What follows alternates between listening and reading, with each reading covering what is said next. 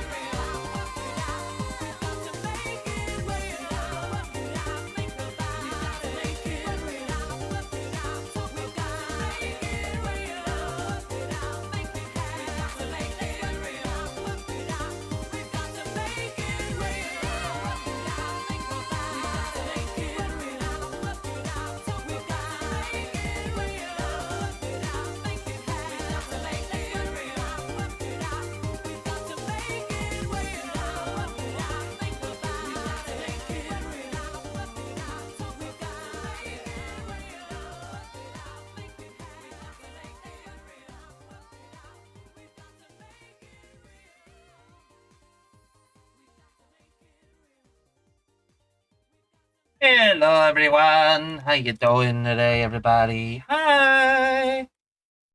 What's going on? What's up? What's new? It is a Sunday afternoon on July... Is July still? Yeah, July 19th, 2026. And we are about to stream some more Codename Kid Next Door for the PlayStation 2. Isn't that exciting? Heck yeah. Alright, let's do it. So good stretch. How's everyone's weekend going? I hear football stuff still happening? Yeah, it's great. Hello, Krill. Hello, Soul. Hello, Squad. Hello, everybody else who's also in the chat.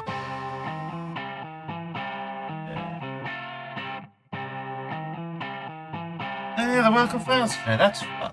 That's fun. Alright, let us continue where we left off on Was it Thursday or Tuesday? I don't remember. Let's see, make sure that's linked up still. It is. YouTube chat is still linked. Right. So last time we were playing Codename Kid Next Door Operation Video Game, and I think we just defeated the sneezing guy, which was cool. Which was pretty cool. Which is pretty awesome. But for now, we're gonna get into the actual start of this. And right, we're gonna start this, and we are gonna also have open on my phone switches. No, we're not gonna do it. We're gonna just get into it, shall we? Let's get into it, shall we? We are going to get into it as soon as we can, because we might as well not waste any time getting into it.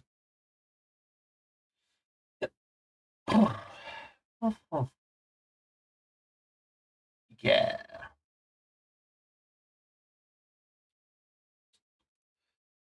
Codename Kid Next Door, the video game. Operation Video Game. Fun title. We are going to let the whole intro thing play, and then we're going to load back our save so that the game's actually displaying on screen this time. Because that would be smart, so we can actually see where the game is.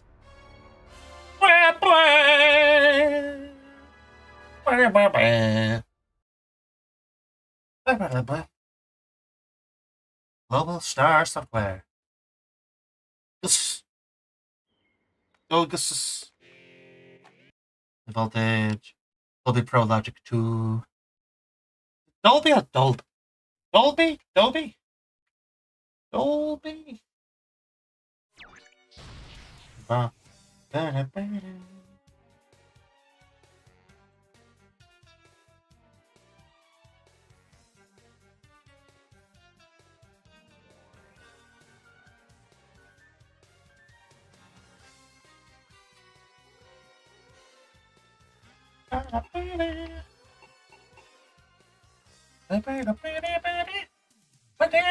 Pause. If we don't get copyrighted and stuff. Let's also check a couple of things. Because I'm going to look up what the cheats for this game are.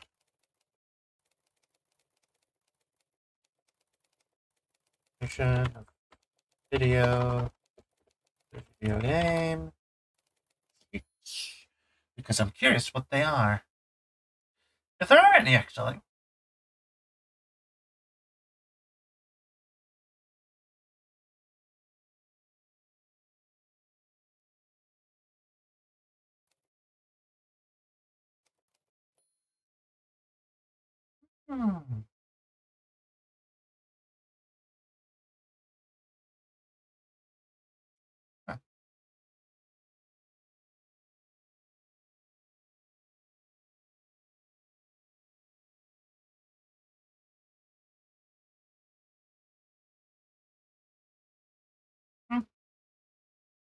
There are a couple of cheats. That's pretty cool.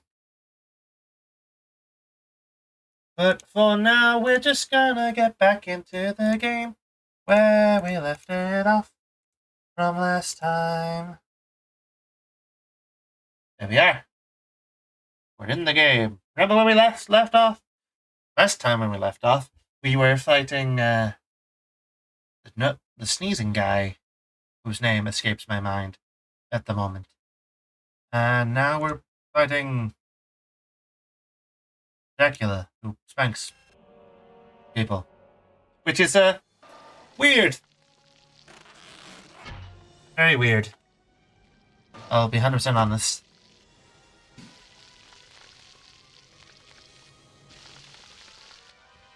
Oh no! Alright, I'm here already. Now what's the emergency, number one? Number one? Welcome to your initiation, number 4. Initiation? Oh no, terrible Pennsylvanian accents. Bleh. Happy vampires again, haven't you? Count Spankulot must have... Hi, Gly. How you doing? What the Count does with his hands is none of your business. While we're doing this, I'm gonna just get some things. That's gross. Attack! Kids next door.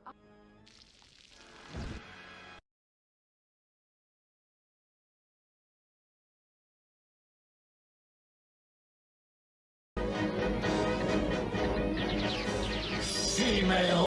Yes. She got kids from the... Maybe.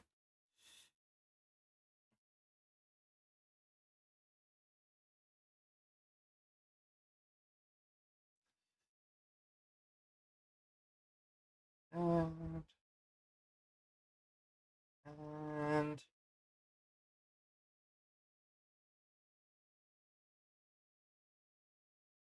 there we go. Just do that. I don't know why. Not sure if any of y'all actually stream, but I've been shown it's pretty good etiquette to do that. But yeah,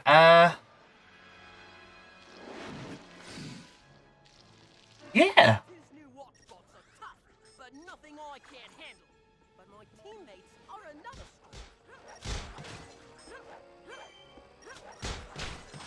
story. Eh. Aha! I know something that'll help me. I thought it'd be nice. On their vampire boy butts. If I can just get to my room in one piece. Eat shit, evil robots. Crud! Number 2 must have disconnected it. Maybe if I give it a good whack. Or a whack. Maybe a ka-wham. Here's a question for everyone in the chat. If you watch Codename Kids Next Door, which of them was your favorite? Top of the cool bus to get upstairs. If only Ash, aren't we all just goobers on the internet? Isn't that just how we all are? If only I could lower the plow on the front.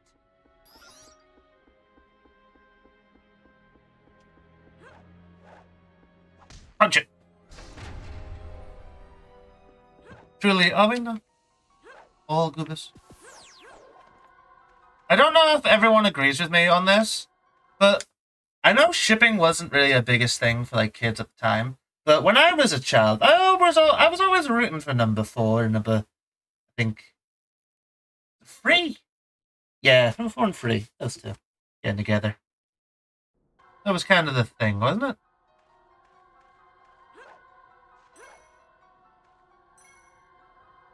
Ah, good old number 2. Yeah.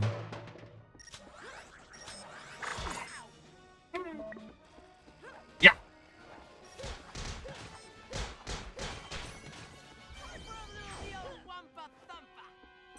Mm-hmm. I don't remember the specific voice actors, but I swear it's the guy who does number 4 is familiar. Like some other thing we streamed. I can't remember it specifically. I'll be honest with you all as well, this game is incredibly loud in my ears. Number 5 and 1 were also a huge hit. Huh, I was not aware of that one.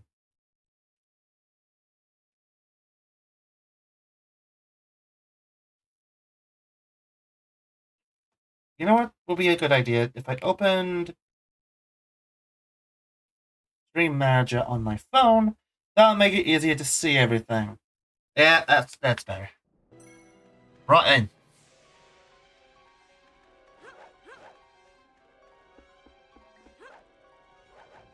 Yeah.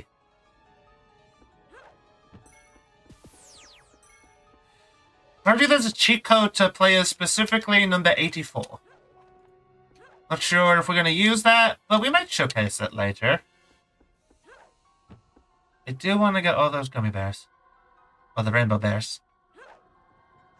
I keep calling them gummy bears. They're rainbow bears.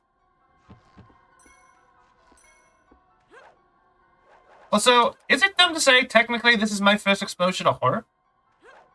Like, in terms of, like, childhood-related horror. If I older sister hot when I was younger. I mean, to be fair, that's not the worst thing to happen in that show. Also, are these missiles made of wood?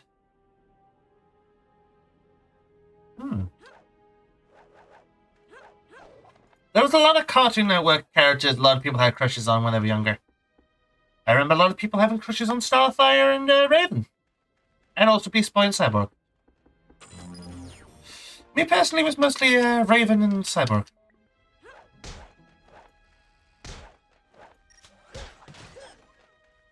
Conker's a horror game? Which version of Conker?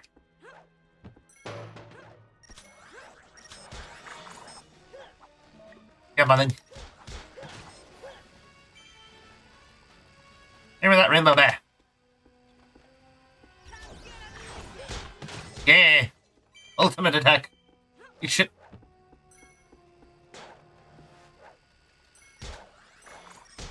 Oh, right, yeah, I forgot about those levels. You know, I've never actually 100% played through Conker. The Conker's Bad Fur Day. Isn't that the one? I own it. Like, I own the two different versions of it. I own Conker's Bad Fur Day and Conker... What's the remaster called? It's not Live and Reloaded, is it? Is it?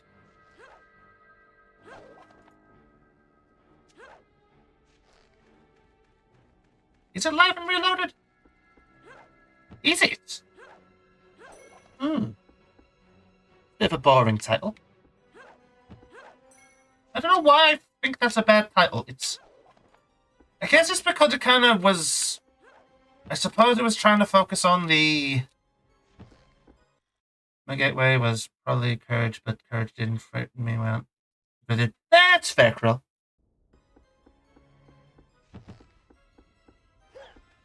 To be fair, there's a lot of stuff in those games that was slightly spooky and a bit uncomfortable making. I'm also going to just do a quick save state, so in case anything happens to the stream.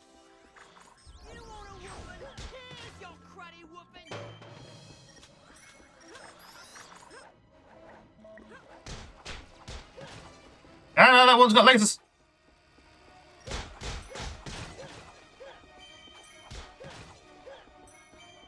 Leather Uncut was the original name. Oh!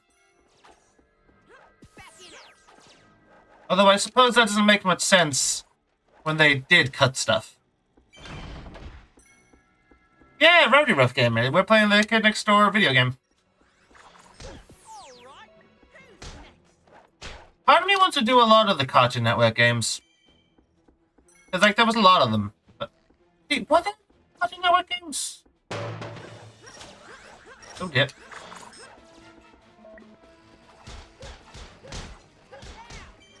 I know there's like a handful of Ben 10 games. Which I believe I own all those. Yes. To both the Powerpuff Girls and the Rowdy Rough Boys. Yes. Yes, yes, indeed.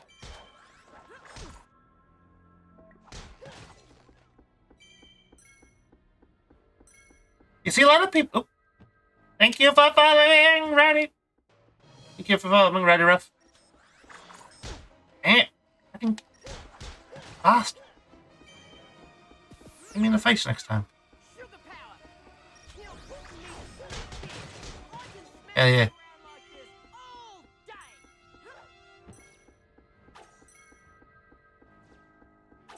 You know, I did actually have a concept for a KND OC who's actually a teacher. Oh. But I was curious, by the way. Do you think my thumbnail that I made is accurate? Because I don't think they would really get along with us nowadays. Because sadly, we're all grown up. We can't be part of KND anymore. It's tragic, I know, but we can't.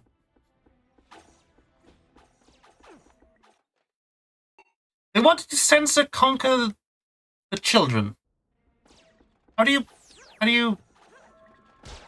Doesn't that just miss the entire point of the game?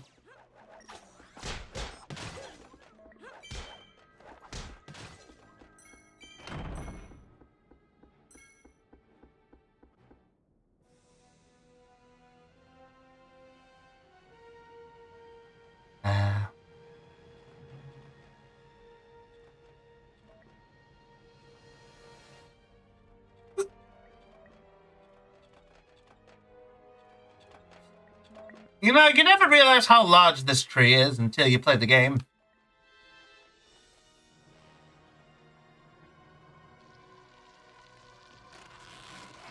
Oh no, it's number 2. Looking for your splanker, old buddy? Sorry, but I seem to have disassembled it. But don't worry, you should be able to find all the parts if you can get past my improved watch bots.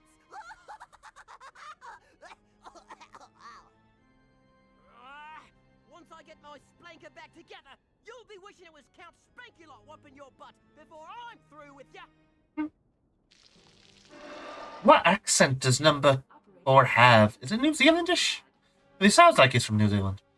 I could be misinterpreting the accent. Yeah, jump pads. You walk on them, they make you jump. Wow. Must be Australian. He sounds like he's from New Zealand. Which I'm probably going to say is probably going to piss off a bunch of New Zealanders. Actually, I'm going to look that up. I'm going to look it up. Hold on. Codename Kids Next Door number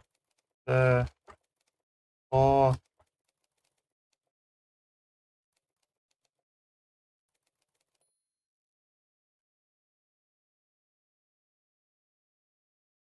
Wallaby Wally Beetles from Codename Kids Next Door has a distinct, exaggerated Australian accent.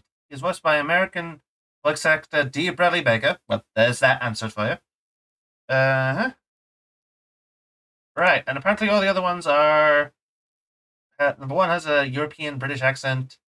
Number 2 has a North American accent. Number 4 has a Japanese American accent. Number 4 has an Australian accent. And number 5 has an African American intoned character accent. Don't know why I added the flair of an intoned character accent. That's like stupid.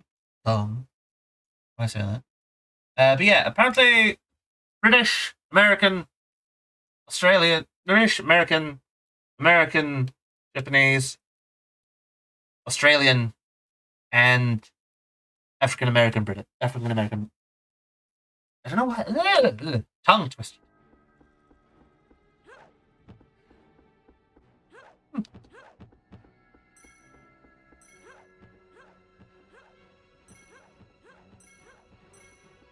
Do I use the bouncers? Yeah, I'll use the bouncer.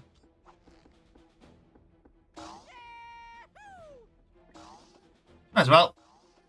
I mean, it's not like I'm missing anything. Except from the bears that are down there.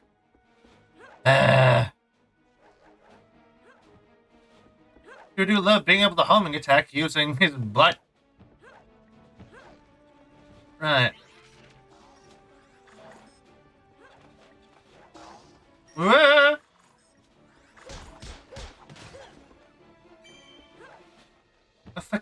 For goodness sake.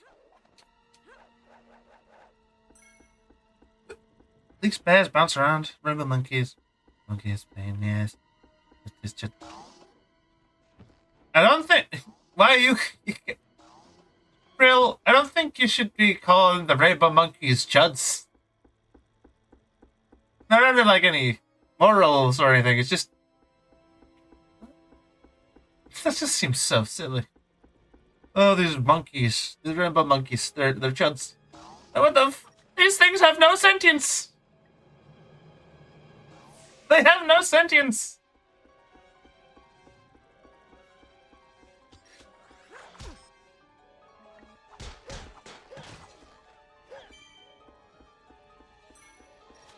They're stuffed bears, Krill!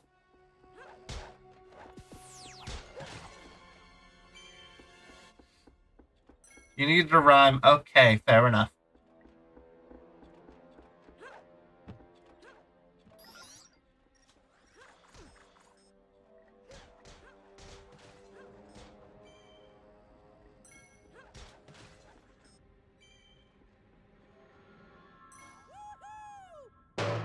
Nope, not going there yet. Uh-oh. Gravity. Fucking gravity! Fuck you, gravity! Hold on! Through with it!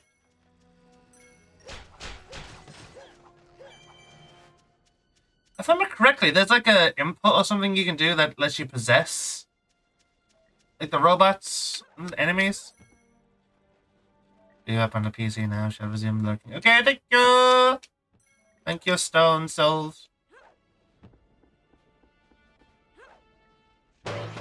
Ah, bother.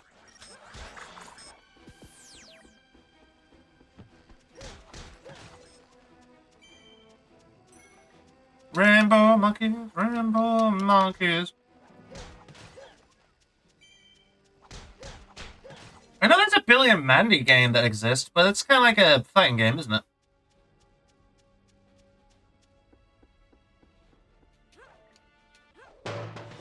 Oh, for God's sake.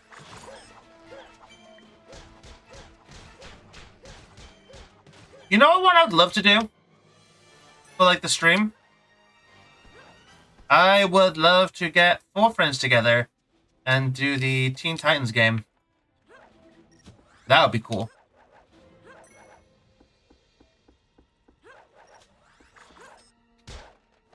Ow. Ow.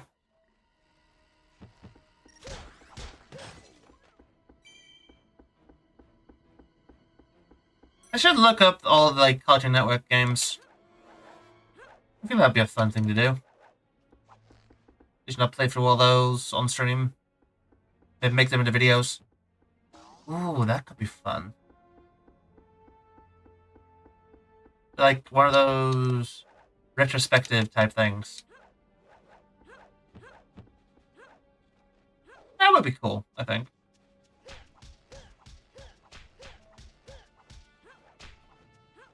Isn't there like a thing you get from this? There you go. I got a super secret.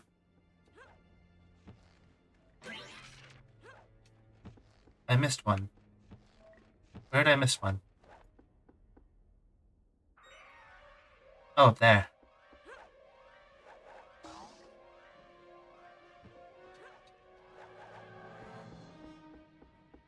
Well, that isn't really a Cartoon Network game, though. That's an Adult Swim game.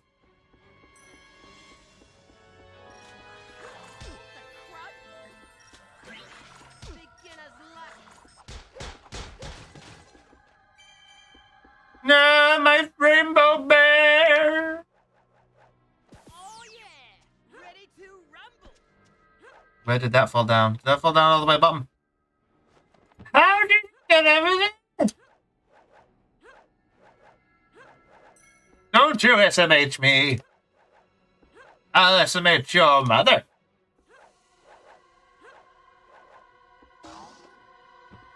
Yeah, that's right. I'm gonna come to your fishbowl and look at your mother and go, and go, no. There's an ad break starting, everyone. My apologies. But, you know, gotta keep the lights on somehow. There we go. Solid pine-loaded artillery nicely kicks enemy rear. We now have a Mackie gun.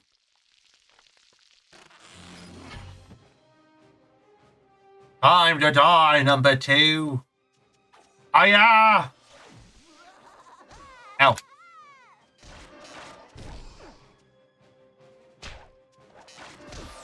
I dare you to try. I want to spank your butt. No. None of this. And stop being weird.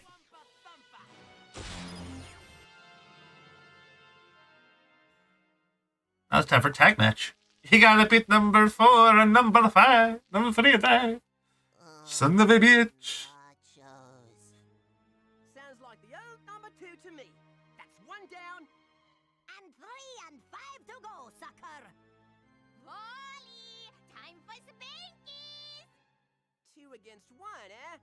No problem. Sure you don't want a little help to even things out? Okay, if that's the way you wanna play it. Oh, crud. Me and my stupid mouth. Damn it, number 4. Cruddy watchbots.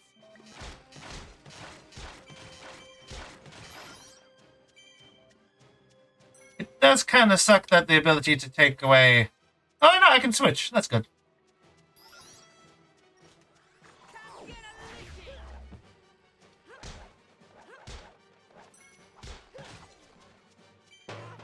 Many of these things are there. Good question, number 4.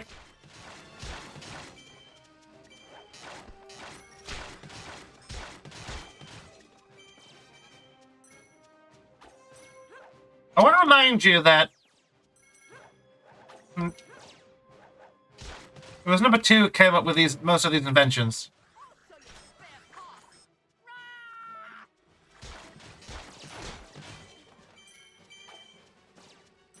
We also have mustard guns and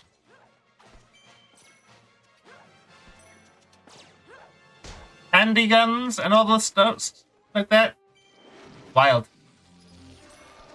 I'm gonna beat the shit out of you, fucking hell!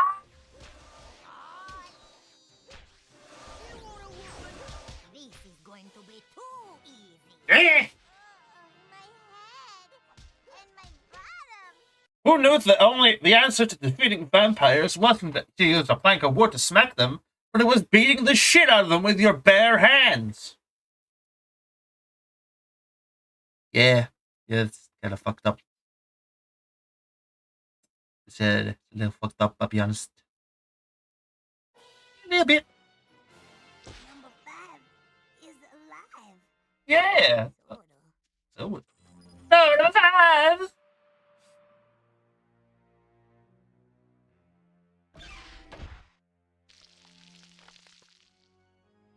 Sorry to rough you guys up, but I mean, he obviously is on an offenders list. Number 4.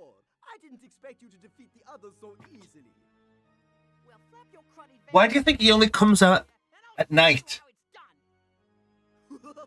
He can't get caught that way. You'll not have such an easy time He's a creep. with me, number 4. If you want to fight me, come and get me. He's a disgusting, creepy old vampire guy who spanks children. Who aren't even his own children. It's weird. He should be in jail. Put him in jail.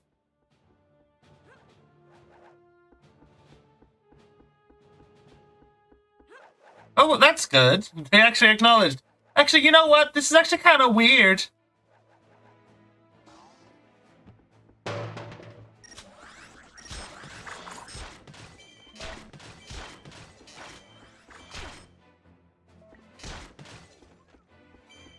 Yeah, it was from an outdated time in, like, media where punishing children meant hitting them, which is, like, not cool nowadays.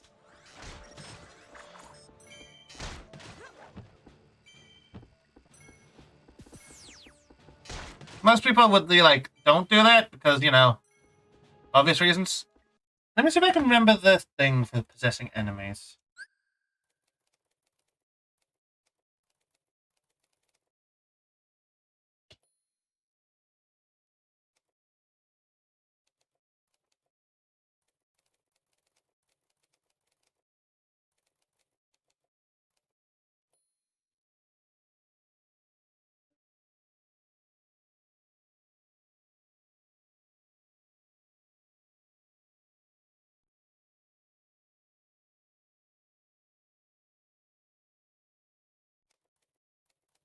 Don't know if it's part of the things.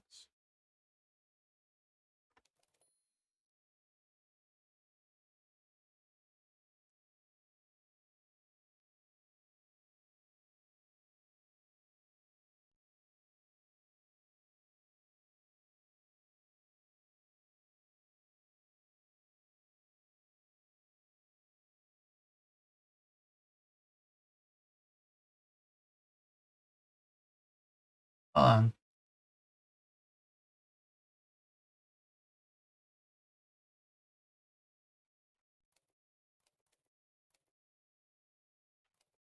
I remember being able to do it.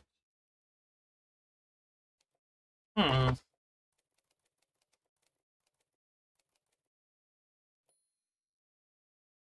know it's a built-in thing in the game.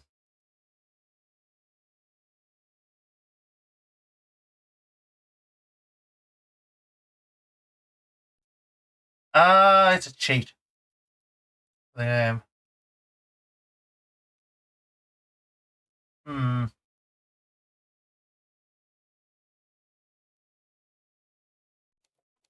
Position.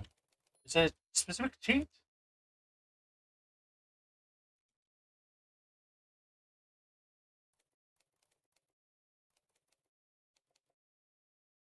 Da, da, da.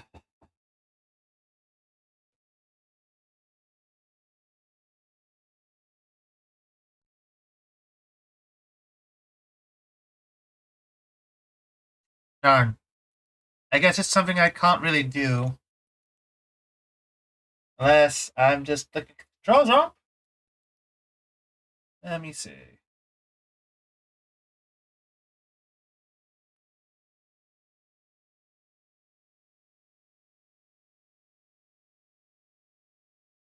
I swear you can do it.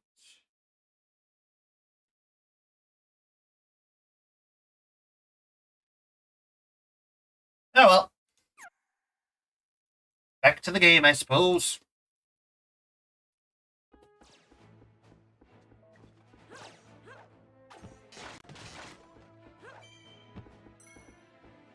I love how this thing is basically just like a one-hit KO against the robots. That's fun. Anyway, let's get through this level and for fuck's sake. Here, me way.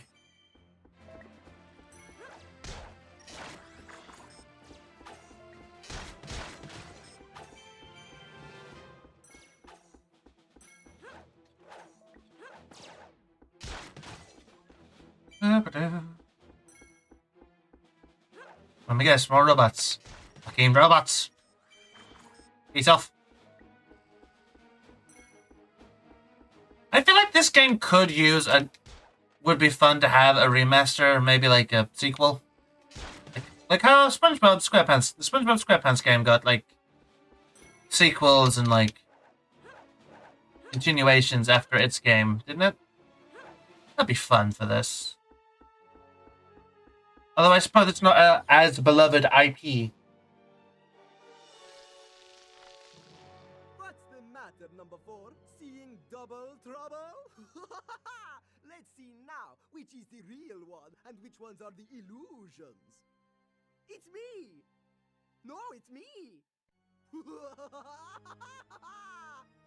Guess I'll have to whip all your butts and How are they able to do that just from being spanked?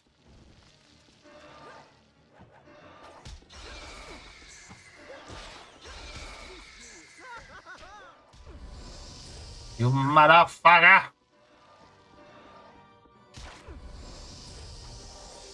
Use that motherfucker, number 1!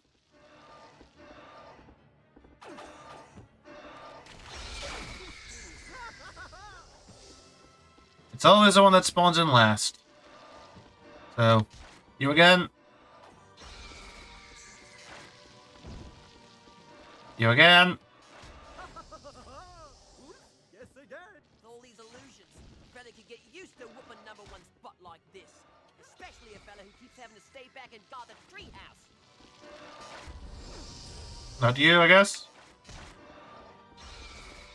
Was it you? Or it is you? There we go. I got my ass kicked. Blah. Number 5 just had the weirdest dream. Was it a dream? That was no dream, number 5. If it weren't for number 4, we'd all still be spank-happy vampires. Can we stop talking about spanking now? My bottom still hurts. Number 4. What? I didn't spank you with the wooden thing. I beat the shit out of you with my bare hands. There's a difference, you know. I used incredible levels of violence against you. I punched you in the face. Which some would say is worse, actually.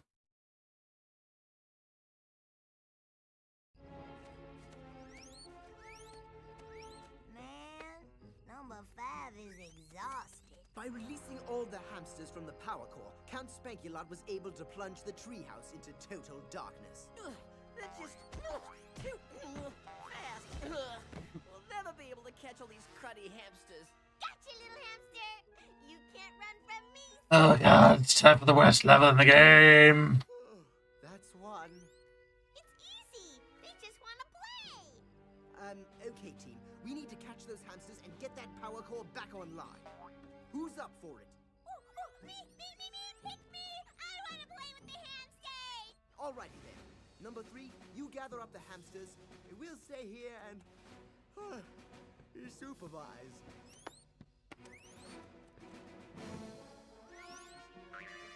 I say the worst level in the game, mostly because it's just collectathon level. Collect all the hamsters and grab 2x4 technology to make a gun. Oh boy.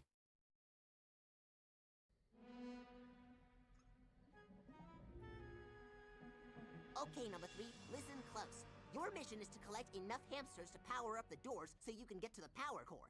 Then, if you can get enough hamsters to the power core treadmills, we should be able to power up the treehouse.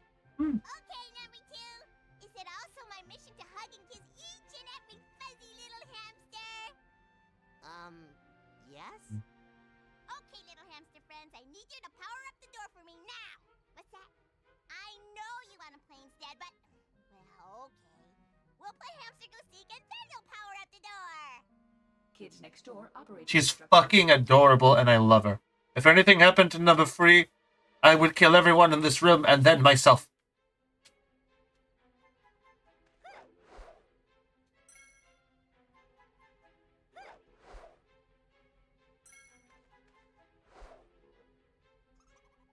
Thing is, too...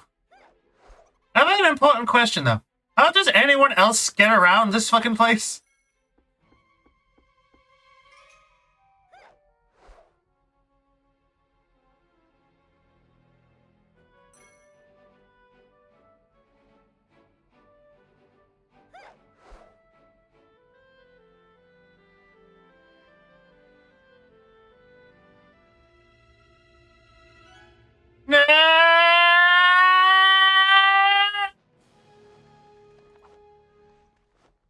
Okay, let's try that again, but without failing this time.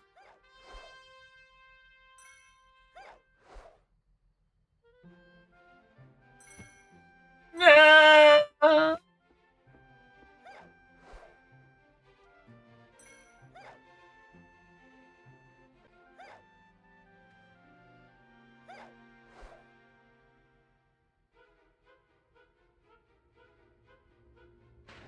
Chase the hamsters, watch them run. Catch the hamsters, so much fun. They're so furry and they scurry and they hide and go peek. That's why it's fun to play hamster go seek. She is fucking adorable. Oh my god. I love this crazy little thing. I'm gonna cry.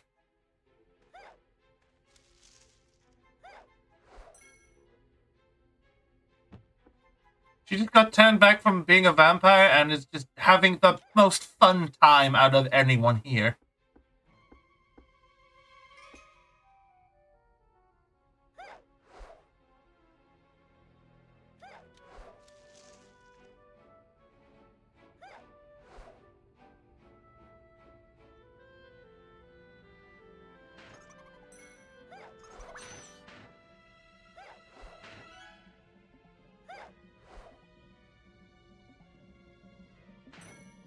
I wish I had her kind of energy. Or, like, enthusiasm for anything. I feel like that's what a lot of characters missing there. There just needs to be that one that's just, like, happy-go-lucky all the time. I mean, look at her run animation! Oh, she has not a care in her fucking world! Oh! Oh!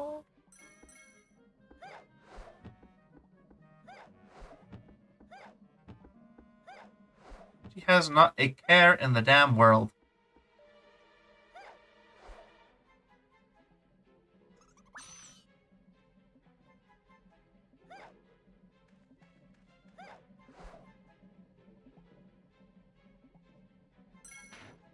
I would love to see an interaction between Ed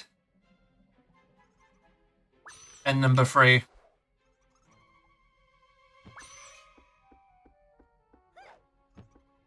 I think that would go well.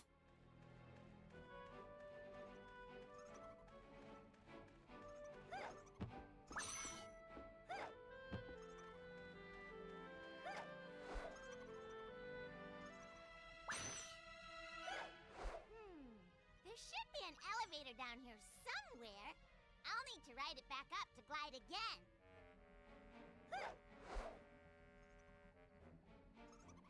She's aware of her fucking mechanics.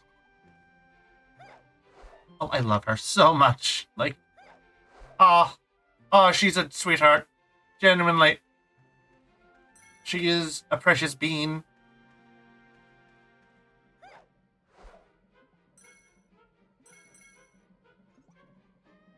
So there's an elevator around here I can ride to go back up? Is that so I can collect everything?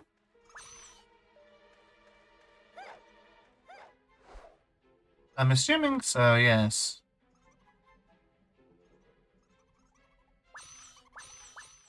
We are all ride or die for number 3. Number 3? What are you doing? Number 3?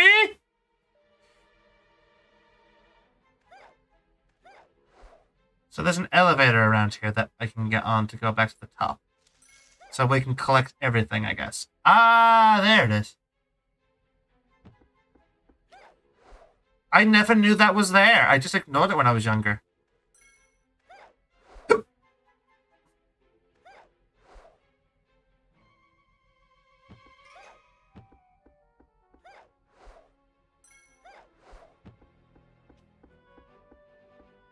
So I guess I can go back up to the top and collect those things I missed?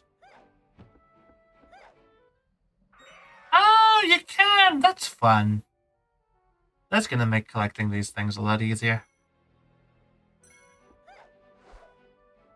Is our goal 100%? No. Are we gonna try doing it for number 3? Absolutely.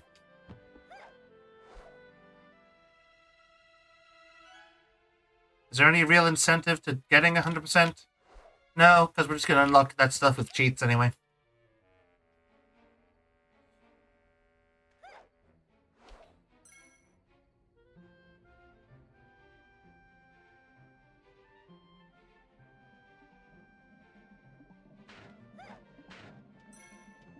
Also, can I just say how much this game actually controls really well?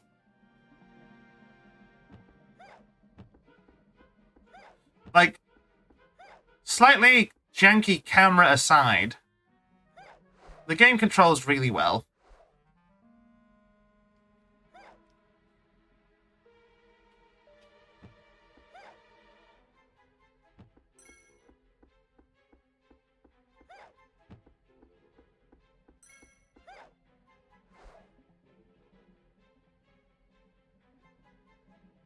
Where could those last hamsters be? Or do they not matter at this time? Oh well.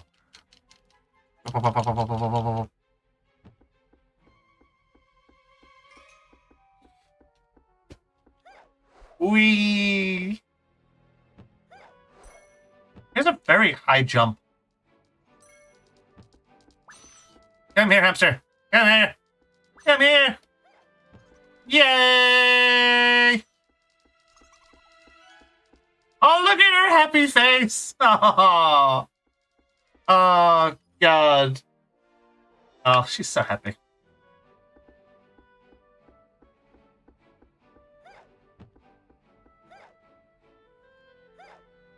Like, controls are pretty good, like, responsive and everything.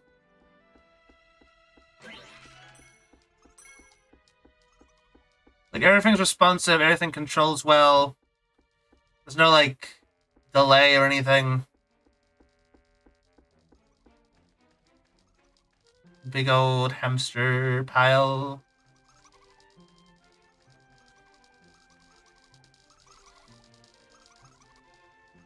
But here's the part where we get pissed off, because the hamsters are going to run around, and we're not going to be able to catch them.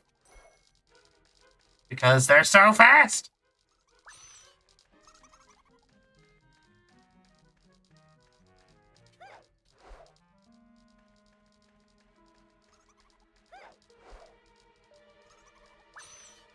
I realize it would also require them to care about the IP, though. which I sadly don't think they do.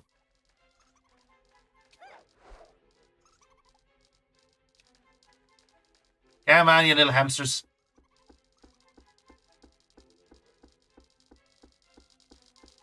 I didn't know you could run so fast, Blue Blood. Did you just call one of them blue blood? It's like, what? What do you mean?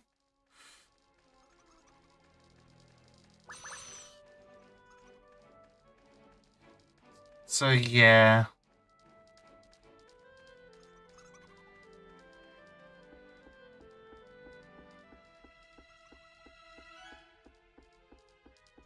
Come here, hamsters. Come here. Come here, you. Get back here. I believe I'm playing a game chasing around hamsters. Place for Bob making a remake of this game would go hard. Heck, them making sequels would be cool too.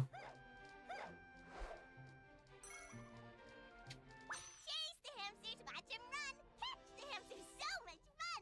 They're so furry and they scurry, and they hide and go peek. That's why it's fun to play Hamster Go Seek.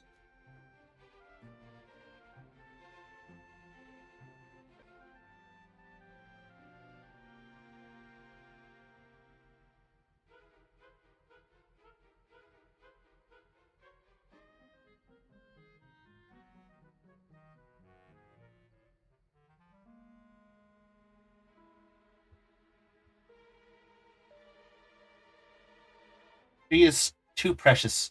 She is too good for this world.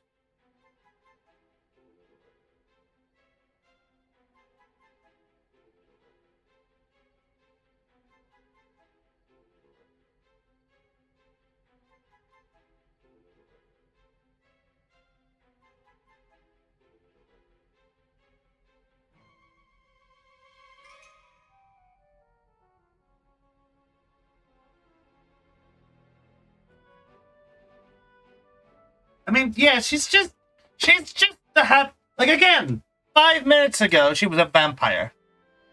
And now she's just having the best time of her life. Oh my god. Oh my god, she's adorable.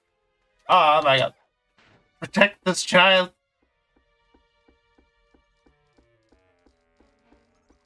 She's enjoying life, having a good time, chasing hamsters.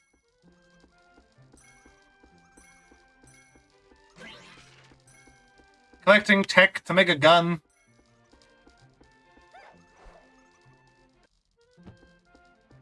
Having her music loop.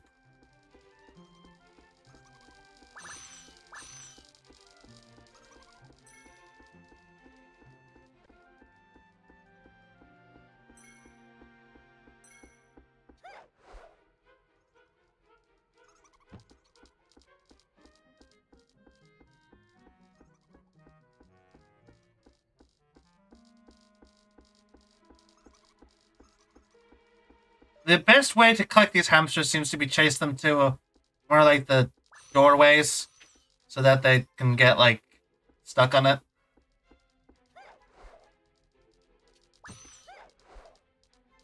I do not like that some of them kind of just vanish once they're collected. Come to me. Yes, little hamster. No, no. Yes, got him.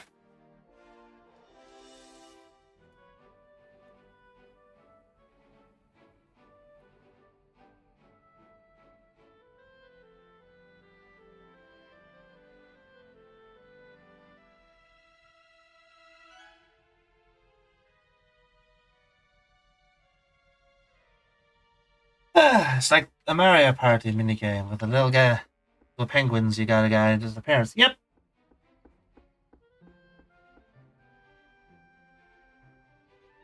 Onward and forward.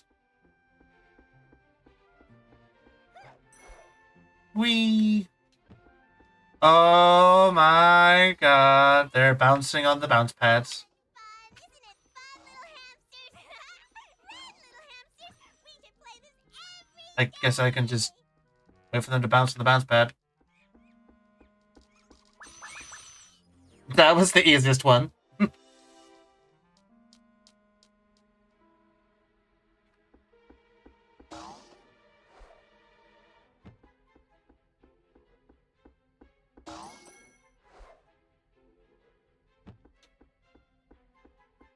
Sorry, everybody, 1 second. I'm getting some messages from friends.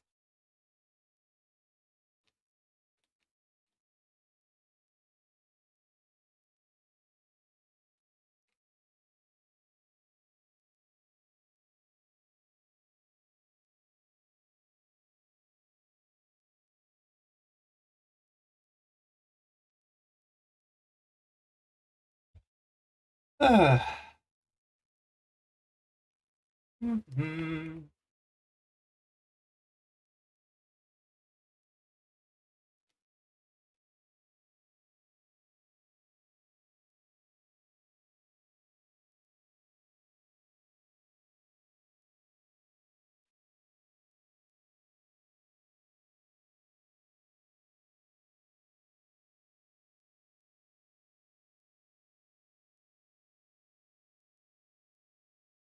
One second, everybody. Just sorting some things out.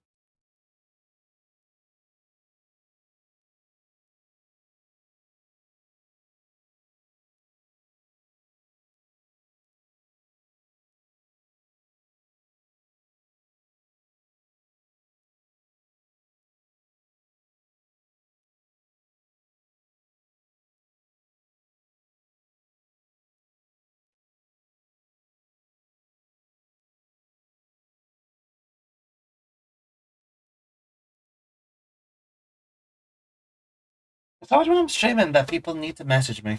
Strange.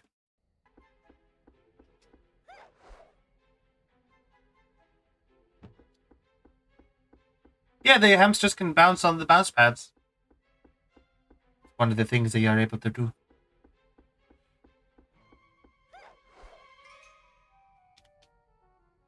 Yeah, like, outside of the gumball thing, she does not seem to have any actual attacks. Next door, Frappe. Freeze ray always paralyzes potential enemies. Ooh, a freeze gun. Cool. No, really, little hamsters, it's pretty cool. Here, let me show you. Don't worry, it won't hurt. Oh, great, now she's got a gun.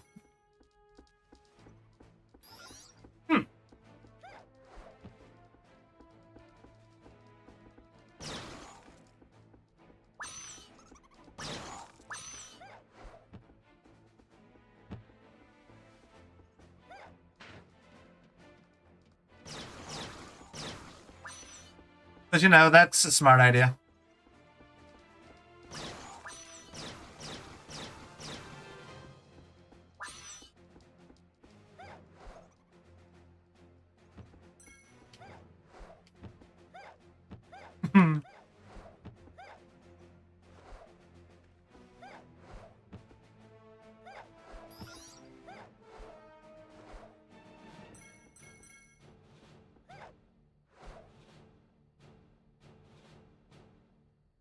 Ah.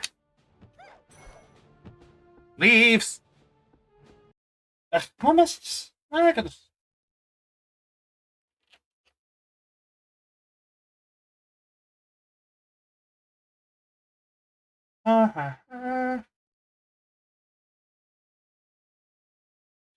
Everyone always asking for advice.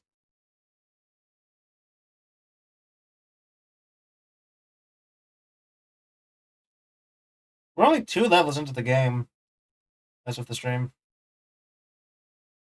Well, not 2 levels. We're level. I don't know what level actually this is.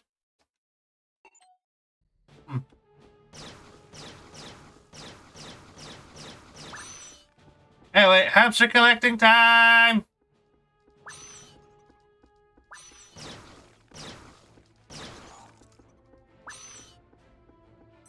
We will. Ooh, looky, little hamsters. Wouldn't it be fun to glide from way up on that ledge? Sorry, you have to stay here. You can watch. Obi! Patty! Welcome to the stream, Obi. I'm gonna minimize you just a little bit. I'm a bit too big. Little bit too big. Ba-ba-doo, ba-doo, ba-da-boo, ba-doo. No, that's a different corporation that owns all of our childhood. There you go. Now you can see the game, I think. Yay! On Discord, at least. On Discord. On the Discord. Heard the Discord. So we've just been geeking out about how adorable Number 3 is from Kid Next Door. Oh! She Is it? precious. Hell yeah. Like, she has just been turned back from being a vampire into a null person. And look at her face. Look at her expression. She is having the happiest time of her life. Oh, look at her. That's fucking precious. You may also recognize her voice actor from such roles as, I think, if I remember correctly, she's also the voice actress who does, I believe, Amy from Futurama. Ooh. Number 3, just a few more hamsters and you'll have enough power to use the elevator. Hooray, the elevator. Hamster. Hamster. Hamster. So we just got done defeating the version of the Kid Next Door that had been turned spanking vampires. You know, Oh my god. spanking each other butts. Because apparently that was a thing. Oh yeah. Uh-huh. I remember that. I remember that exact episode. Count Spankula or something like that. Yeah, Count Specula, exactly. Yeah. And we look at her, she's just so happy to have a gun. Yay! Jay! Hello. Hello. What is that up there? It looks like a reference to something. It does. Can you get closer to it? I can try. Let's go have a look.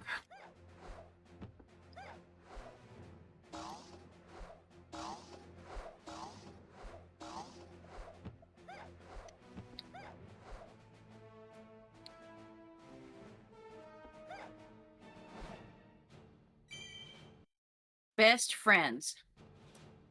Yeah. It's number That's what it says. 3 and someone. I don't know who. Ash! Hello, Yes. Ash.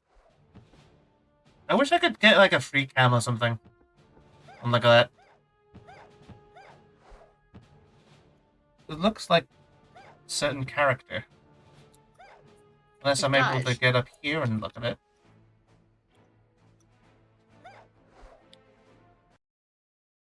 Oh, she can fly? She can use her arm sweater to glide. It's adorable as Wow. fuck.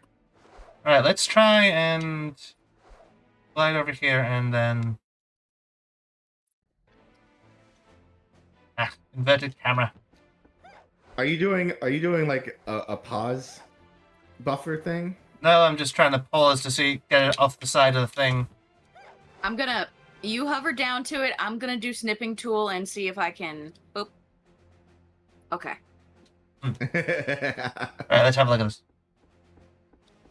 Oh, dang it. It didn't work. Ah! Okay, what are you snipping tool for? Snipping tool to see what the best friends is. We want to see what the Oh. picture is. Yeah. Oh, okay, hold on. Try Hold one on. more time.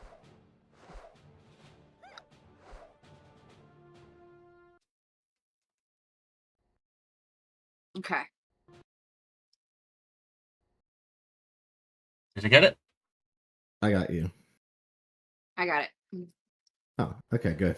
Because I also got it. Oh, good. Sweet. Whomst is it? We got the exact same This is the same image. I print screened mine. Ah. Whomst is I hit it? print. I did it the old-fashioned way before snipping tool existed. Still can't tell who that is. Because Yeah. snipping screen's a lot better, but print screen is a lot more instantaneous. Yeah.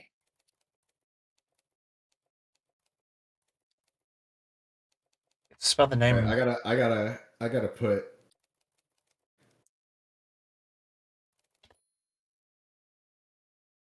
Like, like an explanation of what that is.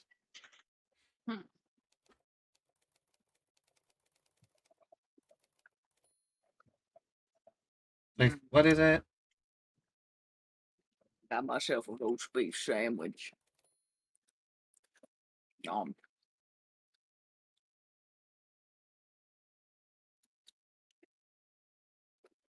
What is?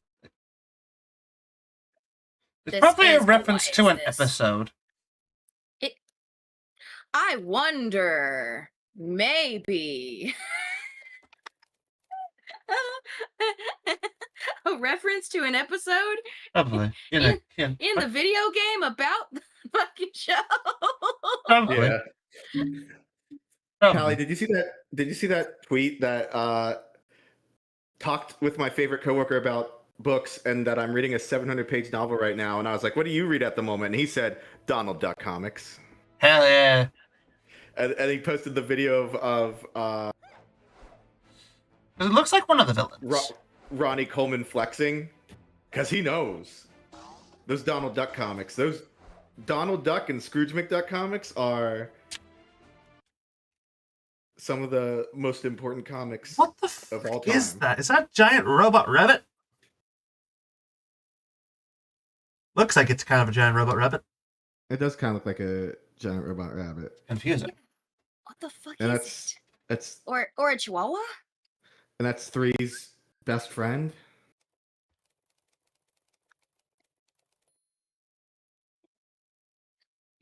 Yeah, apparently that was a thing in the show. Don Rosa made Giga Chad edits before it was a thing. Apparently that is a character from the show. So I guess that's what that is. What is it? Oh! Apparently it is character Hippie Hop from Hi, Ashwas. the episode Hippie Hop. Hi, Oh my god! It is. Grail. Look at it! Oh, Oh. That's a Oh rep my that's been God. mutated and turned to a giant robot. That was her fucking mech or something. Ah, it's just a pet rabbit. I did not know they had toys. This surprises me. But probably not as much as it should. Oh, that doesn't. No, that shouldn't be surprising at all. That It shouldn't be surprising, but it is. yeah, no, they should have. They would have 100% made toys of that shit. What? Rainbow monkeys, What? rainbow monkeys. What's wrong with these rainbow monkeys? Oh, so very fun and super chunky.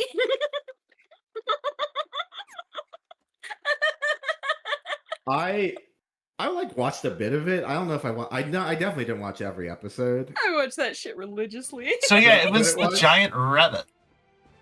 It was a very On the good screen. show, especially when they started really leaning into the continuity stuff. Yeah. Which honestly, every show like It's- Kid Next Door should do. Like early seasons, Setting are- a premise. yeah, and then Later you seasons start leaning expanding. into the continuity. Yeah, exactly. Yeah. Like season 1, here's the basic premise of the show. Season 2, here's a little bit more. Real, you can't call them chunky chuds. Oh my Yeah, you God. can. Yeah, you can. You can't Oh my call God. them chuds. They're monkeys. They're also very fun and super chunky. Yeah, no. Monkeys can be chuds. What are you talking about? Although, to be fair, this is also kind of somewhat horrifying for the guinea pigs because they are being shot with an ice cube gun. Yeah, it's fucked up.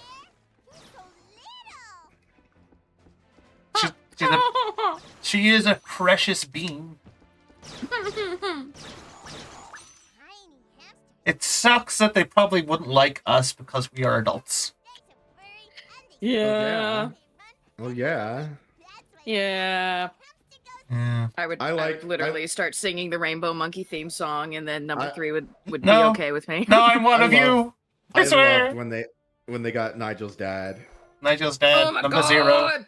Was that a movie special? What? Yeah, it was. That It was was a the movie finale. special. Yeah. They turned it into like a movie. Yeah, like it was. Yeah. Hold on. Watching number 3 play some stupid hamster game. I just want the power back on so I can play Monty. some real games. Some video games. This is a real game, Wally. Oh shit, that was Frank Welker? And you Uh-huh. I Uh-huh. didn't even realize that. I'm just so it was like a voice of his that I hadn't heard before, you know. I forget the name of most of the actors because I'm not really like an encyclopedia of actor names. But I do remember that I think I did look up number 4's voice actor, and that is D. Bradley Baker. And the rest, drawing the blank on.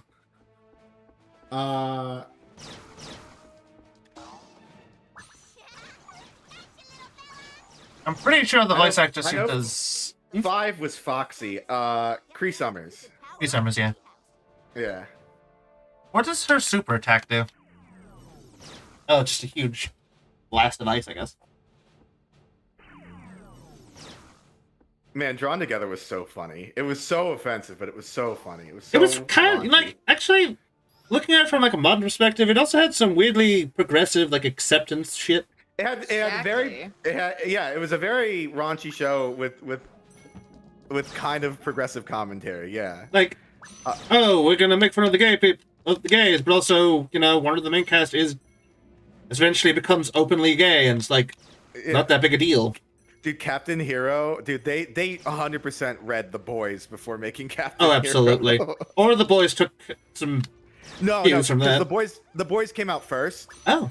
And I'm pretty sure Homelander fucked Soldier Boy before Captain Hero.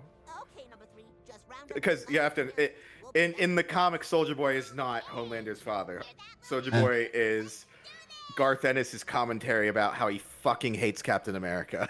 Why do you hate Captain America, though? I don't know. Why does he hate Captain America so much? What did Captain America do to him?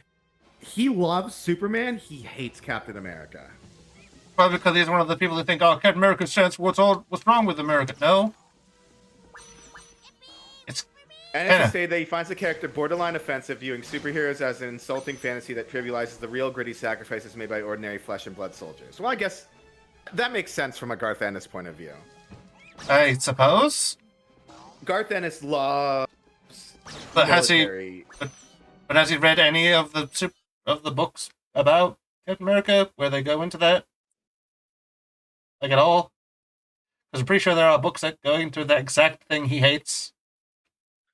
And like Which is the PTSD and other things of which is actual characters. ironic. Which is ironic because Punisher, a character that Garth Ennis likes, idolizes Captain America. The irony. Yeah. The irony?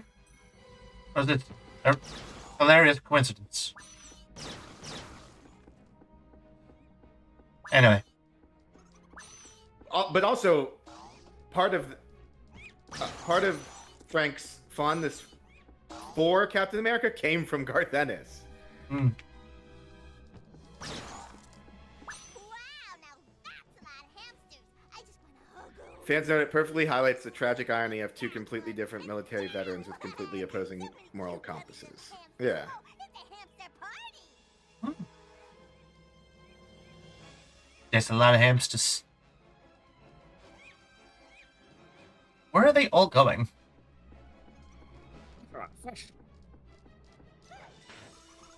I want to also say these like kids are weirdly well organized.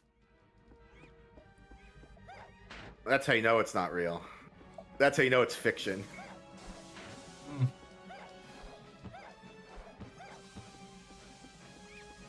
Well, actually, my generation was quite organized. Yeah. Imagine being that much of an asshole.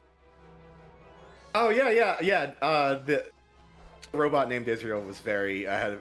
Well, I can't say it was ahead of its time. It was funny. Because it was dark. Just a bit you have to fucked up. understand. You have to understand that conflict has been going on for over a century. So, you know, every time a show references it, like an older show references it, that just tells you like this shit's been going on forever.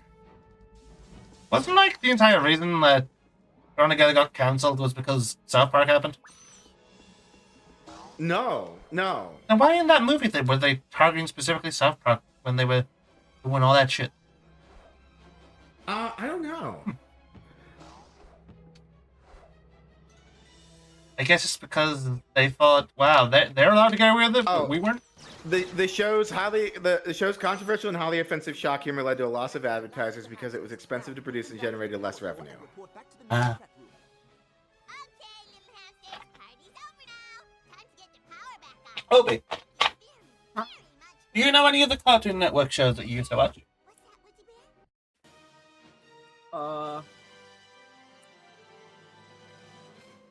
Uh-oh, a part of the sky didn't unrender. Oh no. Uh-oh. Hope someone got fired for that one. Like, Billy and Mandy. Yeah. Ed, Ed, and I do like Eddie. Billy and Mandy. Oh, yeah. Oh, Ed, Eddie. Yes. Ben 10, obviously. Yeah.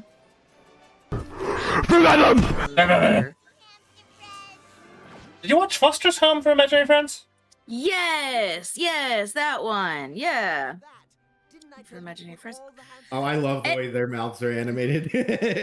It's so cheap, but it's so easy and so simple and so charming. Play games and do each other's hair and we'll be best friends. She's fucking precious.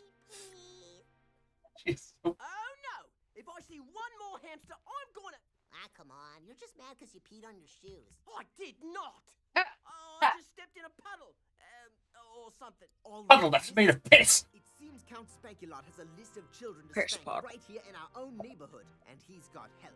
After our last run-in with the Count, I'll be more than happy to take him down myself as payback.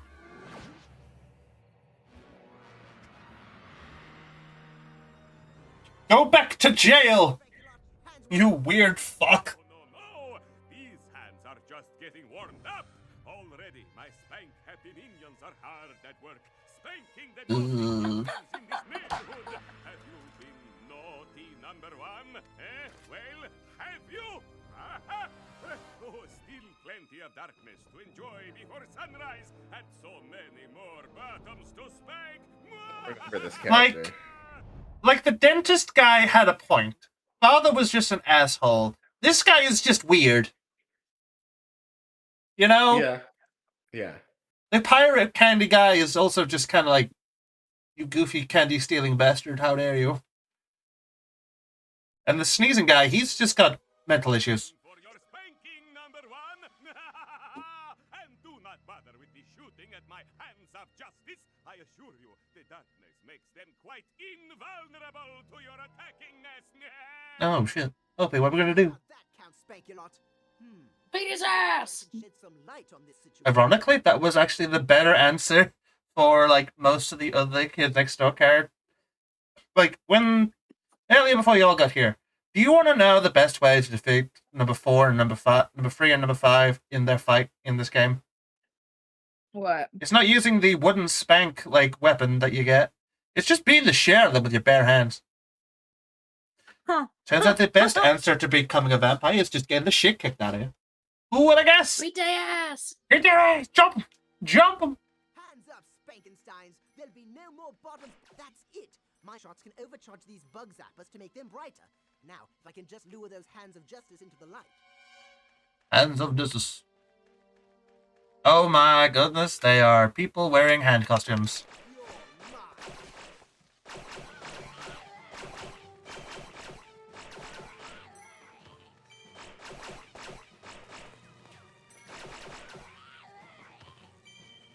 mine. It's weird number 1 can't really double jump.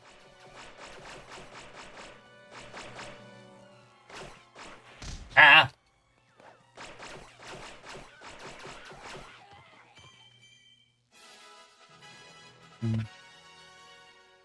Okay, so in terms of when you were watching this show, which was your favorite one of like the core 5 characters? Obi, Jay. Core 1. Which one of the 5 characters from Next Door was your favorite? May not be effective against these guys. I said 4 or 1. A well-aimed power shot should do the trick. Number 5. I liked 4 and 2. But also the relationship between 4 and 3 because I was like, pretty sure that was like It the was most very cute. the most heavily teased one was those two. Yeah, it was very cute. Yeah. Number 5's also just generally cool to everyone, I think. Double cheek transplant if I Yeah. can stop that servant of... It didn't just say double cheek transplant. What the fuck? Double cheeked up on this. Why Thursday did this afternoon. cartoon game from the 2000s say double cheek transplant? What the fuck? I don't know. It was ahead of its time. It was ahead of its time. That's a scary dog. Revved up and ready for action. We gotta kill that vampire bastard.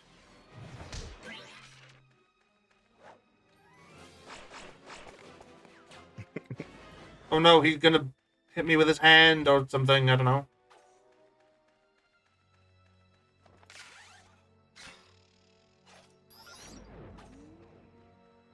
What we doing here?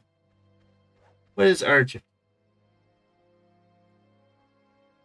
Robbie Rutten's Timu-looking ass cousin. There's one way to describe him, Ash. Count Spanky-Lot spank happy minions. Ah. Run away, number 1. Oh. Oh dear. Is this like enough? Nope. Run away! Run away! Or jog briskly away, I guess. Is he stuck? There you go, come on. Grown-ass man spanking children. Weird.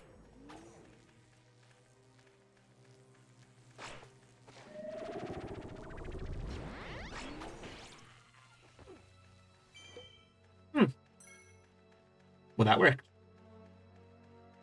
You know, I was probably supposed to grab the weapon thing, because, like, I got how many? 3 out of 6? No, I can't grab the weapon. That's weird. You know, is it bad I miss these kind of games? Just like cartoon tie-ins. So most of them weren't good. True. Thanks. Wait a minute. Aren't you number 1 from the kids next door? Wow! I gotta tell my friends! But, I think they're all getting spanked too. Any chance you can save their butts like you did mine? Who is that?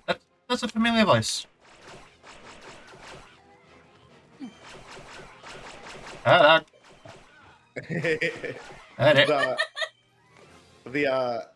saw this quote tweet from the guy reading the Donald Duck comics, saying, "Can anyone in that 700-page novel use Zeta Flare casually? I think not." To be honest, that is true. Yeah. I really want to like binge through those comics. I've heard they're like peak literature. They are genuinely really good. Yeah. They didn't need to go so hard for 2 cartoon ducks, but they did. They did. Uncle Scrooge lore is fucking crazy. Mm-hmm. Yeah. He's like 320 years old. 320 years old and voiced by David Tennant that one time. It was real. David Tennant did a great job. I'm sad that that show didn't last longer. Most people are as well, because, like, you know, my issue with it, I find, it was only if I remember correctly, in terms of, like, streaming services, it was, like, only starting to come out, that show came out when streaming services were in their infancy.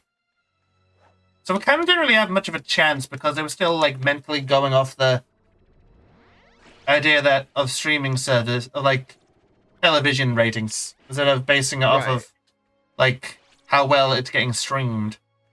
Mm-hmm. Which is itself an issue.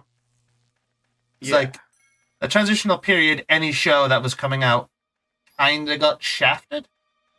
Mm-hmm.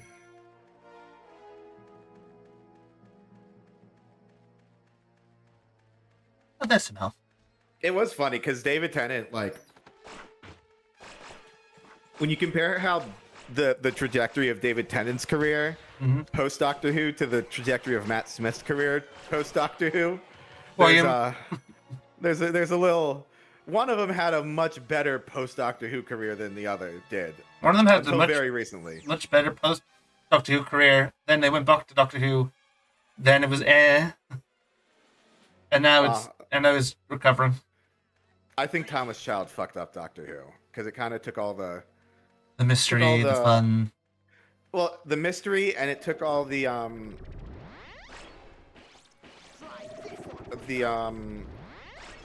suspense out of it, because now it's like, well, oh, Doctor Who can never die now. Yeah, like it's a fun concept. Yeah, like during the Matt Smith one, like yeah, we knew he wasn't going to stay dead, even though he was like in his old age, but we still wanted to find out how he would get more regenerations. But now it's just like, well, fuck you. Doctor Who was always the Time Lord stole Doctor Who's immortality. Also, Thomas Child was a girl first. Fuck you. And it's like, you didn't have to do that. Yeah, get sunbeamed, idiot. We must. How dare you interfere with the hand of justice, Minister? How dare you? You little fucking asshole! You little shit. That's it, I'm getting the gun. Fuck you. Bang, bang, bang. He just pulls out a fucking gun. Smith was even before Morbius. Matt Smith was in Terminator Genisis's Skynet. Yeah. Matt Smith didn't have a very good hand in terms of a lot of the stuff he chose to do. I thought House of Dragons was going to bomb specifically because Matt Smith was in it. Well, that's just mean. Well, because I thought he just had really bad luck. Oh, so it's not because he was in it, but because like most of his projects that he's been in, kind of. Yeah, he just had a string of bad luck, and I thought like his agent sucked or something. Like he's not a bad actor. He just chose bad films to be in. He's not a bad actor. He's just been stuck in like shit. Yeah, a little bit. A long time after Doctor Who. I mean, when you become one of the versions of the Doctor that has a lot of like online shipping fandom stuff going on, it's like, yeah, that was a thing with Doctor Who in like the 2000s. There was some shipping going on, but that was mostly like exclusive forum stuff. That's because they started casting twinks as Doctor Who. But like in terms of like when shipping got like intense was when the internet happened. And when it was the internet, when it was Matt Smith's Doctor Who run. Which like he kinda got typecast. I wouldn't say would you say typecast? What do you mean? Like into being the Doctor for a bit. Like other people, other actors could be other roles. Like, well, David Tennant probably knew better and was like, "I'm gonna be the Purple Man in Jessica Jones." Yes, Kilgrave. Oh, let me just help this child. Hold on, before I continue to do some football. I fucking love his Kilgrave. Like that shit. Oh, that shit. Well, Kilgrave. Yeah, no, like his Kilgrave was on point because Kilgrave is like just a brat.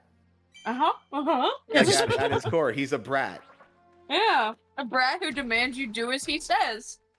Yeah, a brat with mind control powers, which is very dangerous. What was that? Like Angel, the demon show he was in? Good Omens. That was fun. That was fun, and then the creator. Yeah. What happened to the creator? Well, the creator's Neil Gaiman. So I don't know who that is. Piece of shit. Oh well. Is that probably a good thing? I don't know who that is. Well, he did Sandman. And some allegations came out about him and a maid. How dare they taint the names of maids?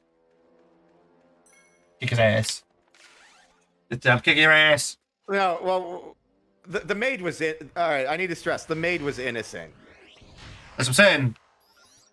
How dare they taint maids by association? Right. I don't think it's changing maids. I don't think it tainted maids either, because like I said, Yeah. the maid was in Pally. I'm not Pally, sure what consent- allegations you specifically mean. Well, allegations that don't require consent. Ah, right, gotcha. I was thinking something else happened. No, it wasn't an affair. It was. Right. That was me missing context there. My apologies. Hi, Rez. Hello, Raz. Yes! Yes, shoot the children with the sunbeam. Concentrated power of the sun. No, see, Rez, I need to send you that tweet because it's real. It's so fucking real. Rez will agree with me on this. The Donald Duck tweet. The DuckTales reboot I'll be honest, the DuckTales reboot makes the 80s show kind of feel inferior. No, I like the 80s show. Yeah. But I also watched a lot of it. Yeah, but like in terms of like it's like got a bit more depth to it than the original, you know? Well, you know. I guess that although that does come with the fact that the 80s show existed for it to be then depth into. Yeah. The DuckTales movie was awesome. I like how to save these children, we poke them.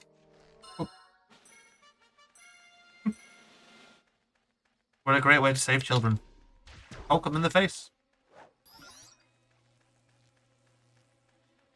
Jay found someone online who's been trying to say Donald Duck comics are better than most other literature, which is true. No. Well, no, I think the guy who read the 700-page novel understood that the DuckTales reader was mocking him. But he's also right, though. Yeah, no, like the Donald Duck reader is the Giga Chad, and the 700-page novel. He even admits to it that he's the Soy Jack and the Donald Duck guy's the Giga Chad. It's over, multi-page reader. I read the Donald Duck books, which makes me the Chad. Exactly. Look, I'll compete with that.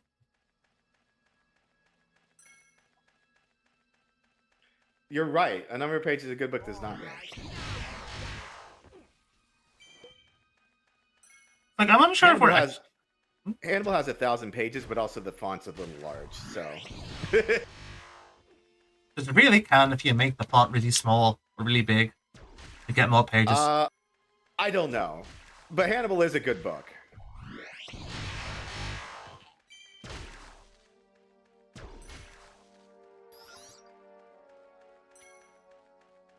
You been reading anything, Opie? No. Neither have I. Actually, no, I tell a lie. I have been reading the new Ben 10, like, comics. Oh, I didn't know they made some Ben 10 They comics. did, and they decided to, like, gritty it up a bit. I need to figure out what I'm going to watch on the plane. You should watch Airplane. I'm not going to watch Airplane. Why I might Snakes just on a download... Plane? Snakes on a I Plane? might just download all the small things? last few arcs. All the last few episodes of Kamen Rider Zets and watch that. No, I think you should watch the first run of Super Sentai. Which one? The first one. Go Ranger? Yeah. Where they spelled Ranger weird. Yeah. You should watch that and marvel at how most of the stuff we know from Sentai and, like, Power Rangers isn't fucking there. Well, I think it's crazy because I read like the first few chapters of the Go Ranger manga that Ishinomori made.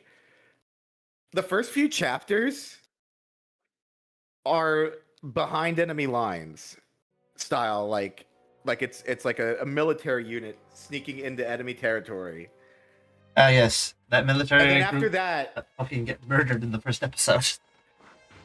Well, no, and then after that, it just becomes silly. because I guess Ishinomori decided. But that's not what happens in the Kamen Rider manga. In the Kamen Rider manga, it's serious throughout. Spanking art. Hey, you leave my girlfriend Lizzie out of this. Girlfriend? Ah, yes. Well then, if you won't join me, perhaps she will. Are we doing a Star Wars bit? Are we doing a Star Wars bit? Why are we doing a Star Wars bit with a vampire? I don't know. Goddamn 2000s and that bullshit. You get some light down here fast. I'm going to get my butt whooped. Maybe there's a way to switch the direction those spotlights on the clock tower are pointing. Maybe also. Okay, lasers! Oh dear. This isn't going well.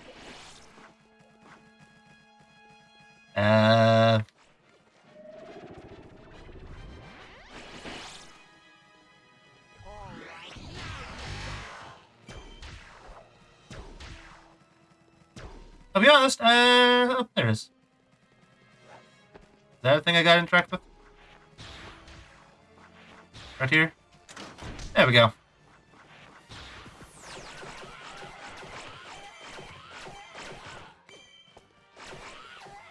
Hooray! We met it! There's one thing I want to know about this universe, though. Most of the mystical, magical stuff seems to genuinely be actually mystical and magical. Yeah, Father's mystical and magical. But, how? Why does this stuff just... I don't know. I don't have the... Don't need an explanation. oh, yeah, it's grandfather. Grandfather is mystical and magical. Oh, yeah. So father's mystical and magical.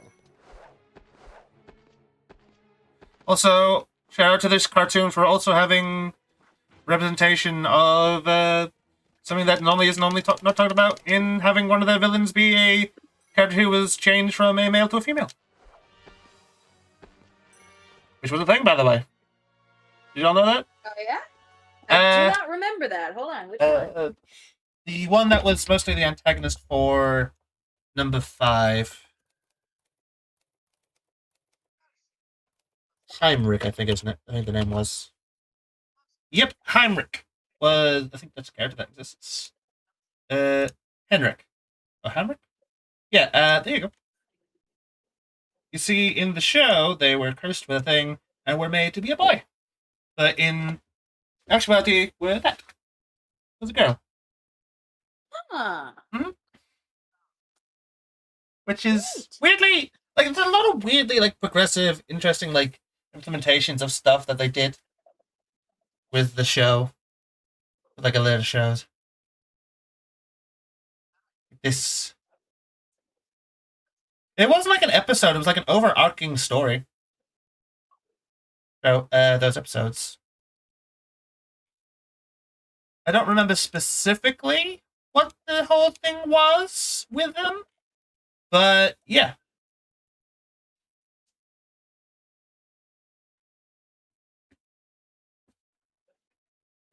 It was an interesting little arc. If I remember correctly, they were a sweet thief or something, or a sweet hunter. Oh, yeah. But the Indiana Jones stuff. Yeah, but they got cursed and became essentially evil because they didn't want to share something or something like that. Uh-huh. Wasn't it the golden caramels? I think so. I could look on the wiki. Yeah.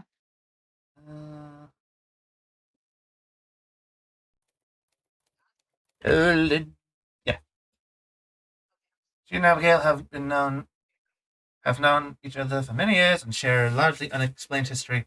The two apparently became enemies after a mysterious incident in Guatemala 5 years ago that culminated in her being caught red-handed with a bag of secret golden caramels and being grounded for a month. Which was a thing.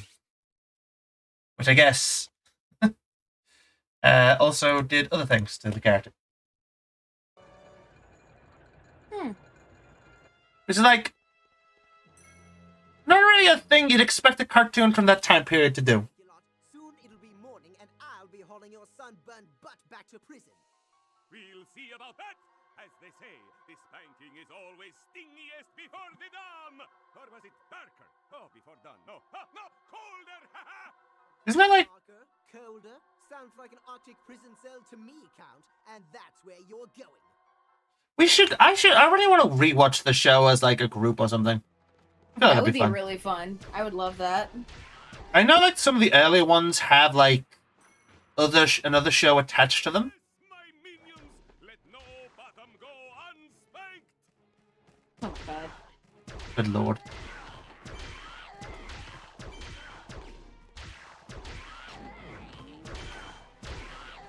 It's also kind of fascinating that this game is essentially a shooter. It's like, what was your first video game shooter? Kids Next Door, the video game.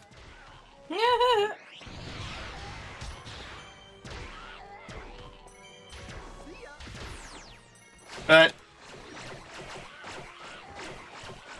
it seems the secondary weapons are always worse than the first ones.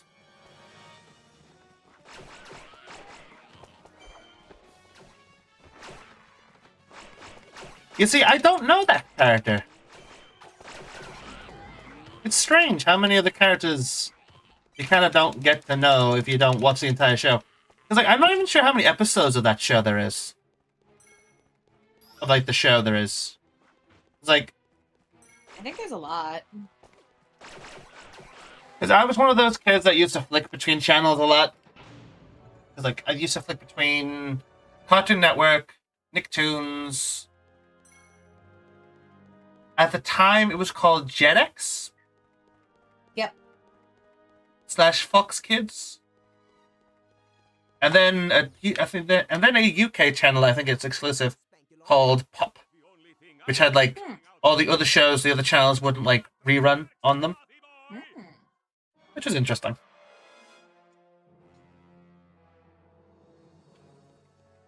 It was good stuff.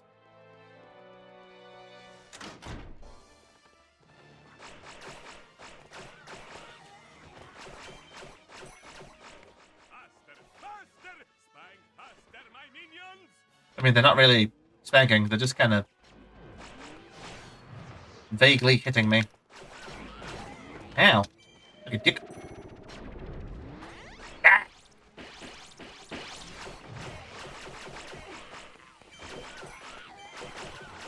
So these are, like, just straight up genuinely vampires.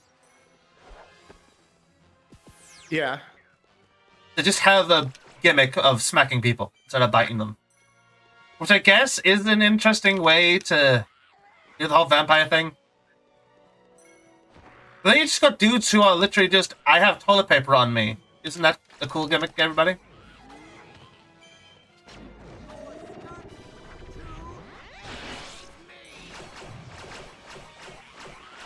Oh, I remember Dr. Professor XL. He was obsessed with like making ice cream and stuff. At least it wasn't as bad as that lunch lady episode. And he spoke with a kind of a lisp or something because his tongue was always sticking out. You know what? I'll look him up. Yeah. KND, Professor, triple extra large. Oh, the one who looked like he had a turtle shell. And other things. That's what Rez was saying in the chat. Fascinating. What are some other KND villains that I don't really know? That guy, I did not like him. No. Yeah, No, gross. hated him. Gross. Hated him. I mean, good Hated him. gimmick, but gross. Gross. Yeah.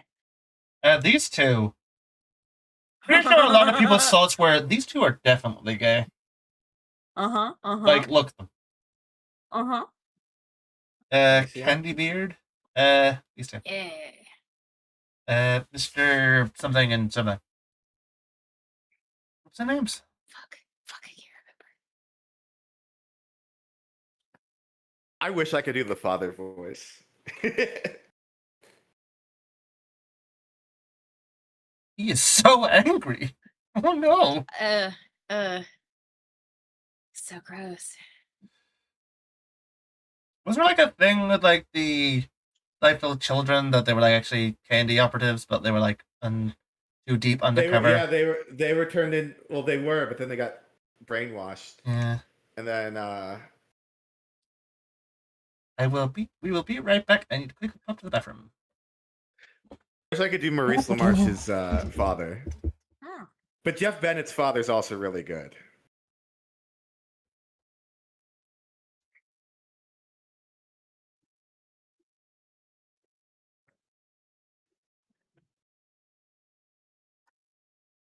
Oh, we're BRB. Okay. Yeah, or BRB. Hello, Opie. Hello. Wait, BRB. They can still hear us. So How's your finger? it is painful. Very painful. You should pour some vodka on it. It might hurt No! a bit, No! It's all feel better. gone! There's no more vodka! You dirty little Yeah. alcoholic. Hey, that jug lasted a while.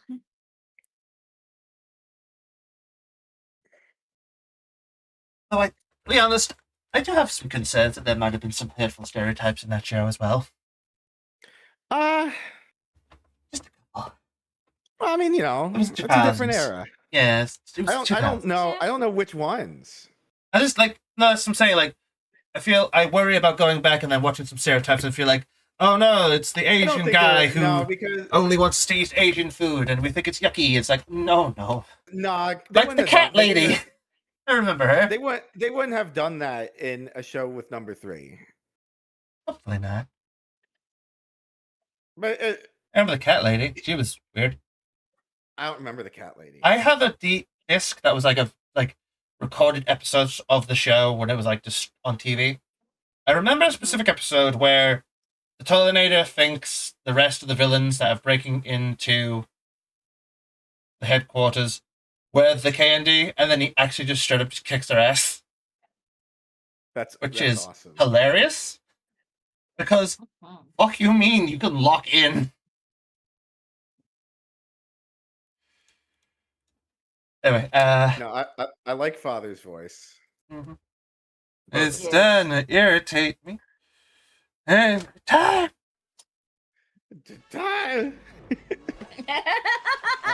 Those kids next door. Forget it. I'm gonna go eat ice cream. They got Johnny Bravo to be like his real voice.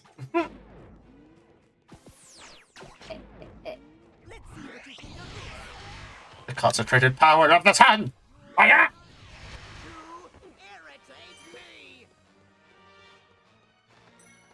I like that years and years later they got Nigel's voice actor to be Joseph Joestar, and it was the sickest shit ever. I beg your fucking pardon? English dub of JoJo. Uh-huh. They got Nigel's voice actor to be Joseph Joestar. Dear God, that's amazing. Yes. And it was great. It was so good.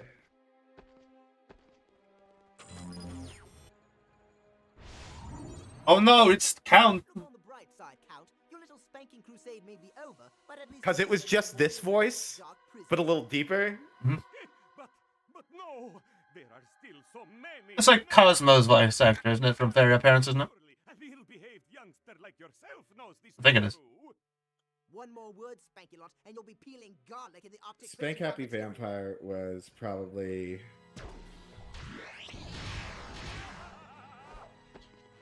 The way he was twirling around on that floor, he's a ballerina.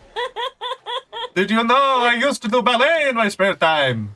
Look at him! Look at him! He rolls. Shame his gimmick is so fucking disgusting. No, it's corporal punishment. Yeah. I mean, it's weird. Okay, maybe it's a little weird that he's obsessed with it. To the point where it's become his gimmick. Yeah. Well, I forget. If he spanks you, do you, like, become a disciplined child? No, you become a vampire. Right, It's okay. weird. Then, I mean, I guess he's just going by the rules of the universe. If he could It's bite weird, but people, not- it's weird, but it's not total drama island kids weird. hello, Rez. Rez! I'm not here forever, but like I have to jump in on the discussion because typing it out is driving me insane. Okay. Oh, you're canned, Rez. Oh god damn it, it's doing it again. Res is in Res. We got a little res in the can. What Res in a knowledge? can. What knowledge does she impart upon There- us? There it should be better. Yes, Oh, much yeah. better. Go on. What are you Okay. gonna say? She took the can off. I had said earlier, I think all the stereotypes in it make sense and are not like I don't view them as harmful because they are the kind of things that kids just assume. They're from a perspective of a child, right? Yeah, Exactly. that makes sense. Which is also why Count Spank-A-Lot makes sense as a villain and it isn't like creepy. Right. Because There this was is an made episode where he by- got arrested. Yeah, but it's also like from people from an era where like spanking was just the punishment that kids received. Yeah. Yeah. So that's something that children feared. It was a monster of sorts. All right. Yeah. It's personifying what is essentially. Yeah, that makes sense. It's like the only thing scarier than spanking was the dentist. Oh yeah. I guess Yeah, that the makes dentist. sense why he's the final villain in this game. Or like the whole weird fusion thing. I mean, I could clean out a closet or something, but Maybe. That's quite all right, number 2. Like, We can put I this think- in storage for now and ship him off to the movies. Like Count Spank-A-Lot's goofy. See you back at headquarters. Number 1 out. But like, what is it? Night Brace Night Brace, yeah. Yeah. is depicted as like he's still kind of goofy. He's but goofy, but also like has like this persona that's supposed to be like Batman kind of scary. Yeah. Don't worry, Count. Our super maximum security prison is equipped with a first-rate spankatorium with all the latest equipment, guaranteed to meet the needs of even the most Yeah, demanding. lunch food is gross. Or like lunchroom food is gross, which is not an experience I ever had. But Yeah. hey, Oh my god. Oh my god. Oh yeah. 86 was funny. Yeah. 86 is a fucking pain. Yep. Just get me aboard and number 5 will handle this one. number 5 was so fucking cool. Yes. That's why she's my favorite. The wind out of Sticky Beard's sail. That's like number 2. He's like, you know, the smart tech one. Yeah, dude, they should be putting number 2 should be like a fucking.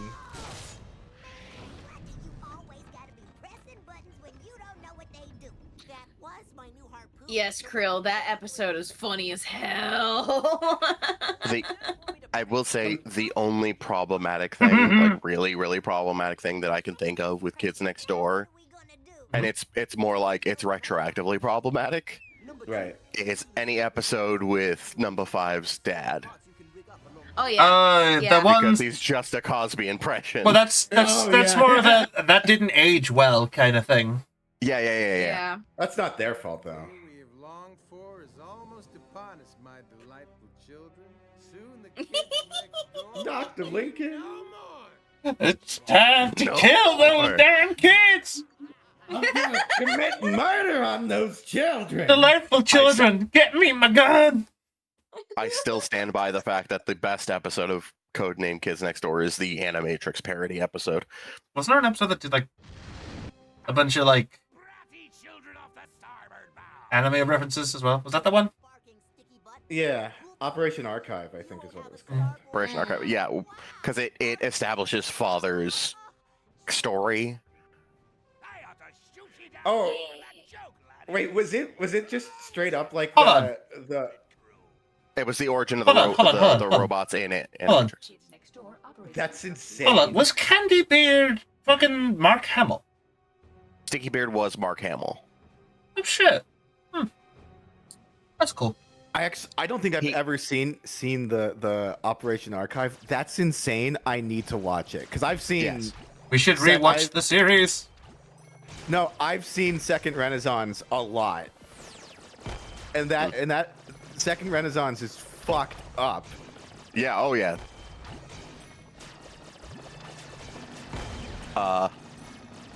There's that Mark beauty Hamill bastard. actually went in to audition for Dr. Professor Triple Extra Large.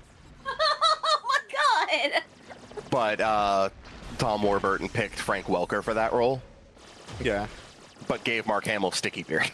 Oh yeah, you can't leave Mark Hamill empty-handed. No, I mean, it's Mark Hamill. He's like Luke Skywalker, the Joker, a bunch of other things. I mean, if you got him, use him. Yeah, yeah. He's and, a fantastic voice actor. And you got Frank Welker, who's every animal ever for the rest of time. One of my favorite things is I want to say that there was a DC Heroes show that I can't remember.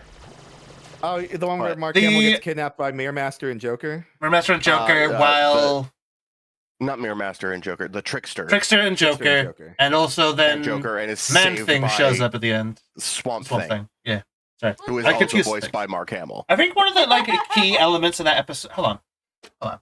I could probably find it online because I know it's from one of the more online cartoons.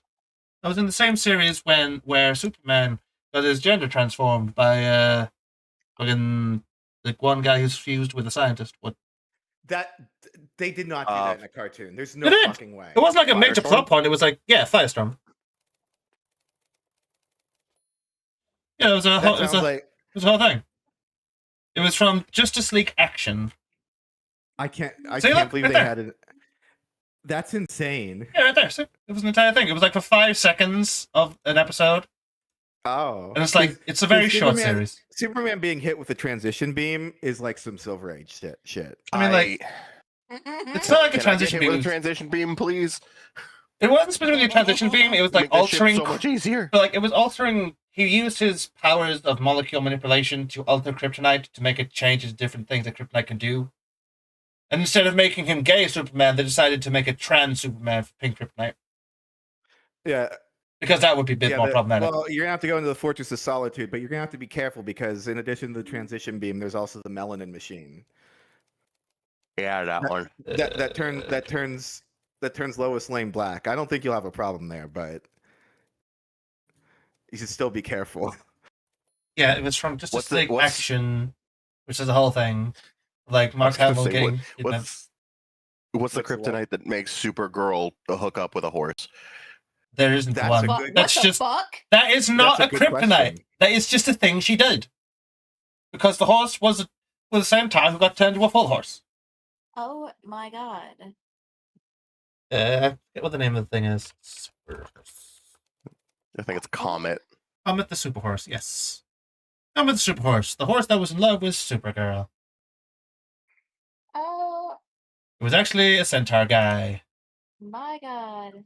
Yeah, it's a little crazy. Taking Horse Girl to a new fucking level.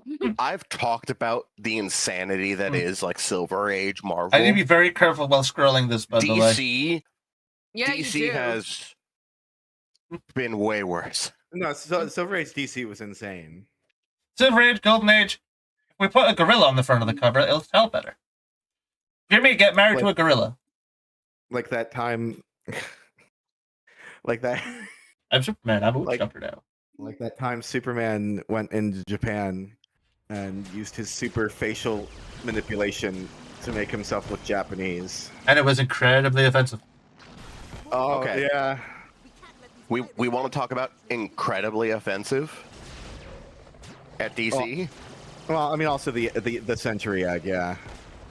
Oh, no, I was going to talk about... Do we recall the superhero Black Lightning? Yeah, Black Lightning's cool though. I know. Black Lightning is cool. The problem is he was going to be a white guy. Even worse, it was the original candidate for DC's first headlining black superhero was a character called the Black Bomber, a white racist who would turn into a black superhero under stress. Yeah, yeah. Comics historian Don Markstein later described the character as, quote, an insult to practically everybody with any point of view at all, unquote. Yeah, probably. I'm going to say something that's going to sound stupid. Mm-hmm. So they made Black Hulk. Yeah. Horrible. Kind of. Yeah. That's Well, like, not but when he gets minus the angry, when he actual gets- cool part of the Hulk. Instead, they put Yeah. racism in it. Why would you do this? Funny enough, Well, I do think a racist guy being cursed to walk a mile in the shoes of the people he hates is an interesting concept. Like, if they on did that paper. nowadays, they would do that as what the concept of it was. I don't know if it ever could work in execution. no, it's never going to land properly. Funny enough, when the editor who approved Black Bomber left the company before the character had seen print, Jenny Blake Isabella, who had previous writing experience at Marvel for writing Luke Cage, salvaged the character into Black Lightning. What if we just removed like the horribly racist bullshit and actually make a decent character of this?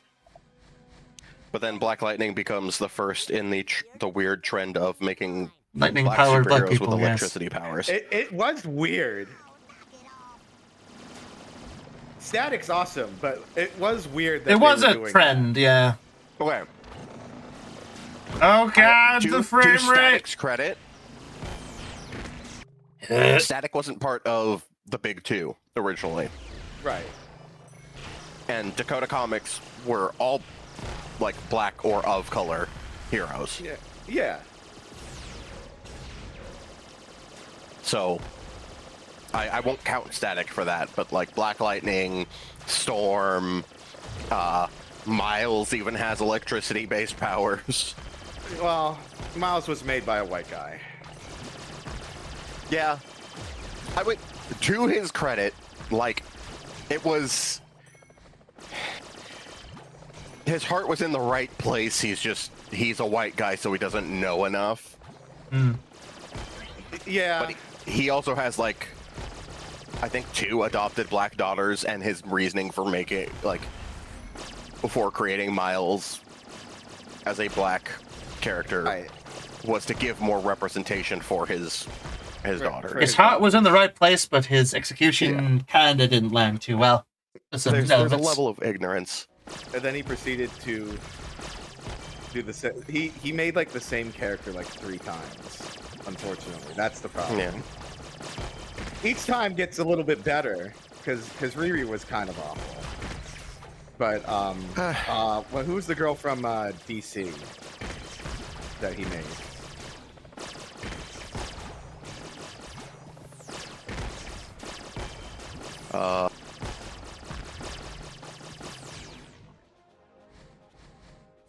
Naomi. Naomi? Yeah. Because it was an interesting premise where Naomi was trying to... Naomi McDuffie. This character? Yeah. Yeah. It started, like, the premise was interesting enough. Character looks cool. Because it started out as like a mystery. Ironically, it started out as like we were talking about Sentry. It kind of started out as a Sentry ordeal where she's like trying to solve something, and then she realizes that she has superpowers.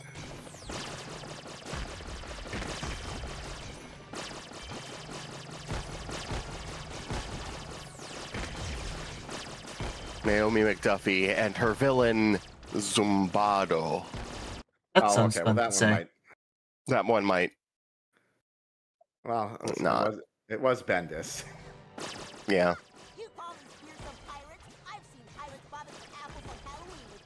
I think Bendis is Damn it, Bendis.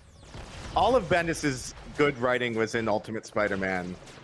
Yeah. And now that Bendis is like an ideas guy, and he lets somebody else handle his shit. Bendis has good ideas but bad execution. Here's the pitch. Can you guys make it work? Type of thing.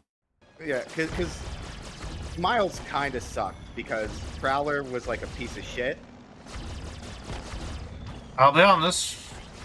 Some of the additions to Miles from like games and like shows and things, I feel have added to his character a bit more. Yeah, like Spider-Verse did a good job. Spider-Verse Like, 'cause and the other thing. making Spider-Verse stuff with the champions was Mhm, really mhm. good. Yeah, because like in the original comics, Prowler was a piece of shit and wanted to use Miles. And now And it's then a Fred, he's his Miles- Uncle Ben situation. Yeah. Or one Well, of. not.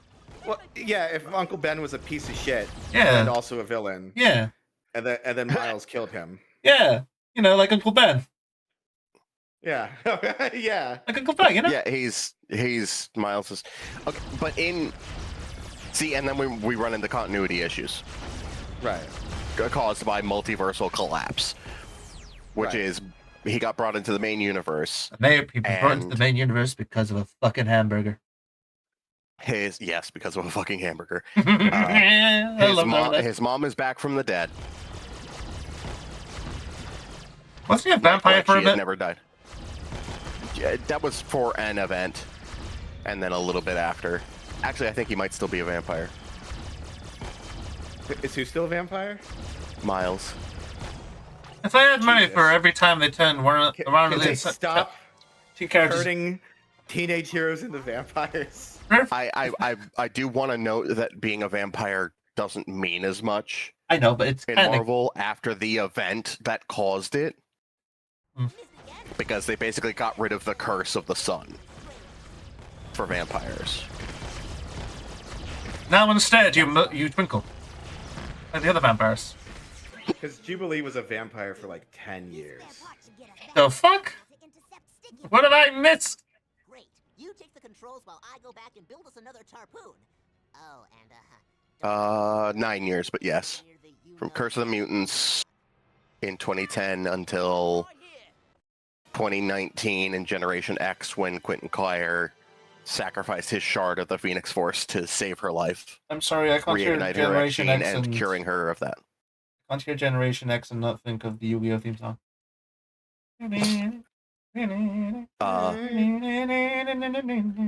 But when Miles got brought to the main universe, they brought his mom back. They brought Genki with him. I hate Genki. Am I the only one who's really annoyed that the MCU have essentially took a lot of stuff from Miles and just placed it onto Peter? Oh no, you're not the only one that noticed that. Like, it kind of pisses me off a bit. Oh, it sucks. They made it Genki, but they named him Ned Leeds, which is a different character who becomes it's like a Hobgoblin. Guess we're never going to see that happen. But what if we did? What if we did? And he wore a hoodie. But also, they do bring in the weird thing is they brought what's his name? They brought Uncle Aaron in Homecoming.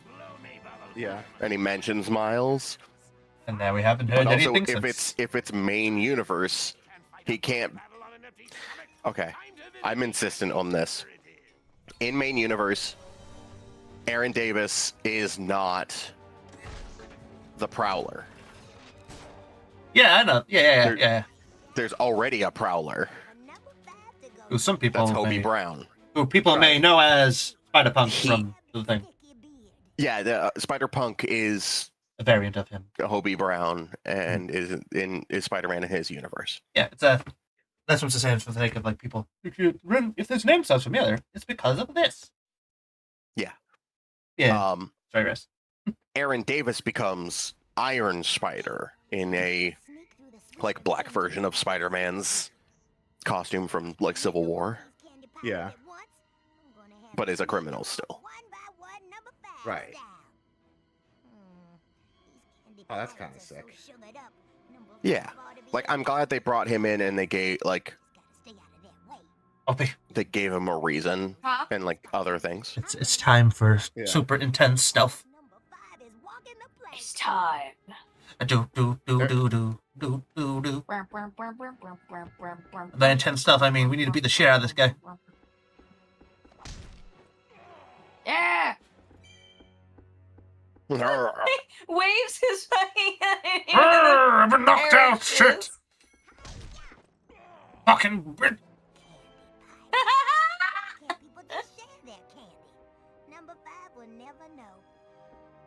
I love that fucking line delivery. Yes. Just such a fucking fantastic voice actress. She also always Hell yeah. speaks in the third person. Roar, Do you think they stole? Do you think they stole that from Kree's other character, Foxy? Oh God. I mean, I hope not, I kind of hope not too. because there's a lot of things from that character that I don't want to see this character doing. Oh, yeah, and yeah, a lot of things from that character I don't want to see in number 5 either. Kid Next Door started 2 years before Drawn Together. Did it really? So Yes. she was doing her number 5 voice shit. for Foxy. Oh no, That's crazy. that makes this even worse. I didn't even put that together. I thought I remembered Drawn Together before I watched Kids Next Door. That's crazy. That's wild. I love how they have like. She's a very prominent voice actress too. Yeah, she's great. I mean, if you got talent and you're good at what you do, I'll give them work. People work. I forgot that she was in that. What? I forgot she was in Drawn Together. No. Because I want to make sure I got the character right. Oh yeah, she was on no. in Tiny Toons. Jimothy. Yeah, Jimothy. I've been seeing so much of this. It was the raccoon with that whatever disease it is that makes you shrimpy. Oh. It scrunches your spine. It doesn't cause them pain or nothing. It just makes it awkward for them to that's so walk and sad. stuff. Yeah, Jimothy, cool. As long as it's not like if you see a deer that looks like that, you need to that deer's probably got like super rabies. Or is a cryptid being that we don't want to deal with. Yeah. Right. So, before you guys hear Rez, by the way, when we were on the number 3 level, we spent several minutes trying to figure out what a random picture on a wall was. It turned out it was a rabbit from one of the episodes of the cartoon. Giant mecha rabbit. And then I discovered that they made toys for the show, which honestly surprised me. But it shouldn't have.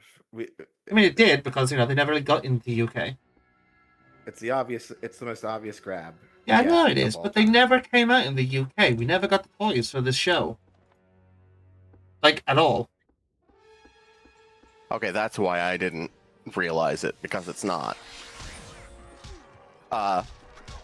Cree Summer voices Wuya in Shaolin Chronicles. The sequel series. The sequel series. But not in Shaolin Showdown. There's another show that I don't know if it has a video game or not. Does it? What? Shaolin Showdown. Shaolin Showdown. It probably did. The Shaolin or Shaolin? Probably Shaolin. Shaolin. Game. I used to pronounce it incorrectly a lot then when I was younger. PlayStation 2, PSP, and Xbox. I would love to just go through all the old PS2 era Cartoon Network show games. Yeah. Licensed PS2 games. Let's see. Specifically the Cartoon Network ones. Oh, just the Cartoon Network ones? Yeah. I don't know if you'd have a hard time finding. I don't need to find. Well, I'm also finding gems. Finding good games. I don't She was care also if they're good. Kita in Atlantis. Let's see. Yeah, she's hyper prevalent. Yeah. Candy cannonballs. With these candy pirates aim, number 5 can't think of a better way to waste perfectly good candy. It's so weird because her voice actress is obviously doing the actual lines, but the audio for the actual attacking animation, the attacking noises she makes, kind of doesn't sound like her, Oh. Like some of the jumping noises. Eh. You hear what I mean? Those sound stock. Oh my god. Or they're just recordings they got from her from a bad recording session. Or she got a mic set up properly. She was Madam Web in Ultimate Spider-Man. Oh yeah, I remember that. Ultimate Spider-Man was a weird show. It sure was. It's like it was the Ultimate Universe, but also it wasn't because Ultimate Deadpool was not. Ultimate Deadpool wasn't just Deadpool from the regular universe. He was Ultimate Deadpool way was worse. very different. Yeah, Ultimate Deadpool was like a piece of shit. Mm-hmm. But then, like in the Ultimate Spider-Man cartoon, he was like Goofy, wacky, fun time. He was like an Avengers super soldier instead of Weapon X. Which is weird because they had Also, Wolverine. His costume design is aggressively Main different. universe type stuff. Like it's the same colors. Yeah. But like he's got like these pirate cuffs and like most of his face is covered in a black mark. Yeah. Yeah. Also, he's not covered in belts and shit. Just gonna make sure the game. Which honestly makes him look naked. Hot take. Yeah, yeah. He's also like looks like that. Somehow more of a raging prick. Mm-hmm. Yeah. Whereas they just decided to go with and like the basic. Yeah, that's just main universe Deadpool. Main universe Deadpool if he was if he was a Shield experiment instead of but if we're talking like the design of the character, he's just main universe Deadpool. Whereas that's ironically the one that got it more accurate was the Spider-Man Shared Dimensions game. Yep. That's my only actual experience with Ultimate Universe Deadpool. Yeah. Also, anybody who hasn't played that game, play that game. I want to stream it so badly. There are ways. Before the Sony Naughty Dog Spider-Man, or Insomniac Spider-Man? Insomniac Spider-Man. Sugar me timbers. Shattered Dimensions and Edge of Time were the best Spider-Man games ever. Yeah. Let me check. Do I have... Surely number 5 is worth more than a handful of old jelly beans. I do. I do have Spider-Man Shattered Dimensions. I have it. I have it on console and PC. I don't have Spider-Man Edge of Time. I know a place did you acquire you it? can get it. Did you? I know a place you can get it real cheap. I own them both. They're in a tub in my garage currently for their PlayStation 3 copies. I got the PC version from Rohan Carmoon. Video game archivists are not piracy, by the way. Well, no, they don't exist. Like they only do stuff that's been delisted, and then they repack it. Yeah, that's how I got Ninja Blade. Ninja Blade was awesome. Ninja Blade was so trash, but I loved it so much. Okay, I have to look at it real quick because I know that the voice cast for Spider-Man Shattered Dimensions is insane. It's mostly like animated voice actors from the cartoons. Yes. Amazing Spider-Man is voiced by Neil Patrick Harris, who was the 90s MTV, early 2000s MTV CG Spider-Man. By the way, from the show that got cancelled after he decided to quit, which is hilarious. Wait, why did he decide to quit? Like they were gonna in the show, he does the Spider-Man No More thing. Right. But then the show gets cancelled. Well, it's fine because that show was supposed to take place in the same universe as the movie. Yeah, but like in terms of like if that was its own universe, that Spider-Man just quits and gives up because it got cancelled, which is hilarious. Yeah. Gotta wait for these guys to turn around. Damn it, they saw me. Cheat. Ah! Throughout the series, characters are clearly killed instead of the usual disappearance from the series, and several characters have been implied to have had sex. And they do the drinking of the alcohol. Yeah. My God. This ain't your daddy's Spider-Man. This is like some guy named so- Tim Spider-Man. So Amazing Spider-Man is Neil Patrick Harris. What's your favorite Ultimate Spider-Man, Spider-Man is Josh Keaton, who was Spider-Man in the 2008 Spectacular Spider-Man, which was 2 years before this game. Spider-Man 2099 was Miguel O'Hara was Dan Gilvezan, who was the voice of Spider-Man in Spider-Man and His Amazing Friends in the 80s. The biggest miscast of that, to be honest.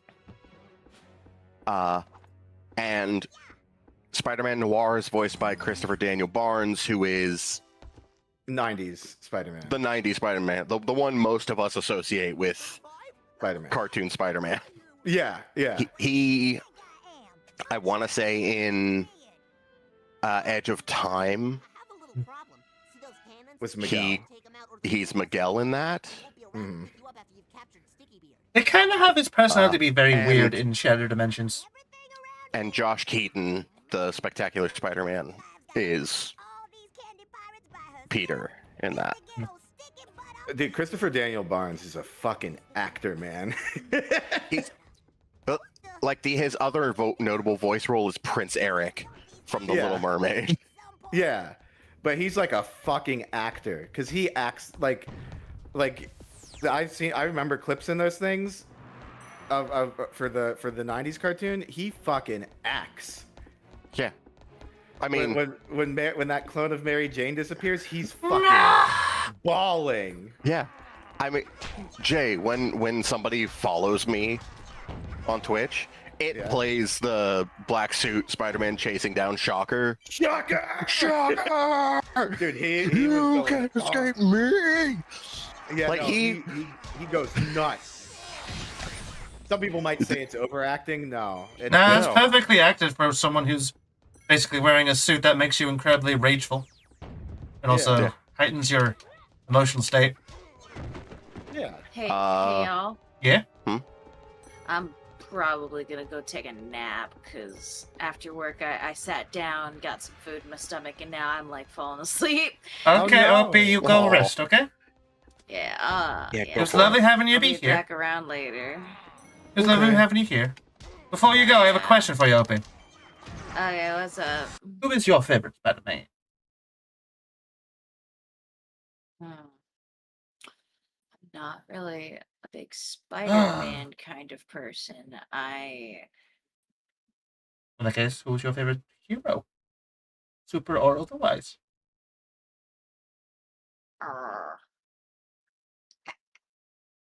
Let's not ask me that question when I'm literally about to fall asleep. Oh, because my brain okay. not working. No worries. Yeah, no, have a good nap. Hi, go. Good nap. Good nap. Good nap. Bye, OP. Bye. I love you. Love you too, Rez. Yeah, take care. Bye, Mama. Talk to you later. Bye. Bye, OP. Good night, OP. OP's cool people. Yeah. Yes. Especially if you put it up with our nerding out. Yeah. Barnes. So hi, Gold. Barnes Spider-Man is like the first time I was like, whoa. Because I was used to watching Batman and Superman, and then I watched Spider-Man for like the first time. I'm like, why is Spider-Man so fucking funny? Krill mentioned a good point. I was a little kid. I'm like, I'm 5 years old. Why is this superhero so goofy and funny? I like him. Krill mentioned a good point. There are Marvel Thomas the Tank Engine comics. Oh God. Where do they fall into the lore? Captain Britain. Captain Britain. Probably. Hi, Philip. Hello, They hang out in the Captain Britain space. Captain Britain was confused why Thomas was talking to him. Don't do it, Captain Britain, Thomas said. Captain Britain didn't listen. We need to read. We need to read those Donald Duck comics. Oh God, Pally, I do want to note that on your stream, like on the Twitch end of things, the game is real jittery and laggy. Huh? It's not supposed to be like that. Is it because she's using the capture card? Let's have a look. Because no, on my end. Discord looks fine. The game looks fine on my end when looking at it. Okay, let me refresh, and maybe it's just Twitch being Twitch. It could just be Twitch being Twitch. Yeah, I think it's Twitch being Twitch. Yeah, it looks fine. I've just looked. Yeah, no, it looks fine after a refresh. That's on me. If you're having lag issues, everybody, please refresh the game. Stream. Refresh the page. Yeah. The casting for Shattered Dimensions is insane, by the way. Yeah. Past the Spider-Man, like Madam Web is voiced by Suzanne Blakesley, most notable as Wanda and Mom in Fairly Odd Parents. Oh. But also prevalent all over the place in voice acting. Mysterio is fucking David K, who's like Megatron in Beast Wars. He's second Megatron. Second Megatron. Yeah. Just like Gary Chalk is second Optimus. No. Optimus. I want to see Optimus. Optimus? I'm going to turn into an octopus now. I'm going to turn it. They actually have a version of Optimus actually say that line, by the way. I'm going to turn into a truck now. You know that? Call me Octo Convoy. I wouldn't be surprised. You say that jokingly, but that sounds pretty cool. Oh god, Kraven the Hunter is voiced by Jim Cummings. Oh, that's good. That's good. Yeah. There's a lot of stuff I'd love to rewatch with all of you. That's an accent that suits him. Oh, there's a lot of stuff to rewatch. Noir Hammerhead is voiced by John DiMaggio. Oh, that one's just a given. Noir Hammerhead? Hang on. Who's Sandman in that? I don't think Sandman's. He is. He's one of regular Spider-Man's enemies. Yeah. Oh, Noir. Hold on. As well as Noir Vulture, who ate Uncle Ben. I'm getting Hammerhead and Tombstone mixed up. How could you? Yeah. That's fair. They run in similar circles. They both kind of have the same haircut, but one's an albino black guy and one's an Italian guy. Who got turned into a mech robot for some reason. Like an adamantium skull. Yeah. It's so weird what they black did. guy with adamantium skin and one's an Italian guy with an adamantium skull. There are like exclusive comic and they exclusive absolutely characters. hate each other. I'm gonna lie on the Thomas comics because they started adapting Thomas episodes, but then they just gave up and made their own shit halfway through. That's mostly how those things go.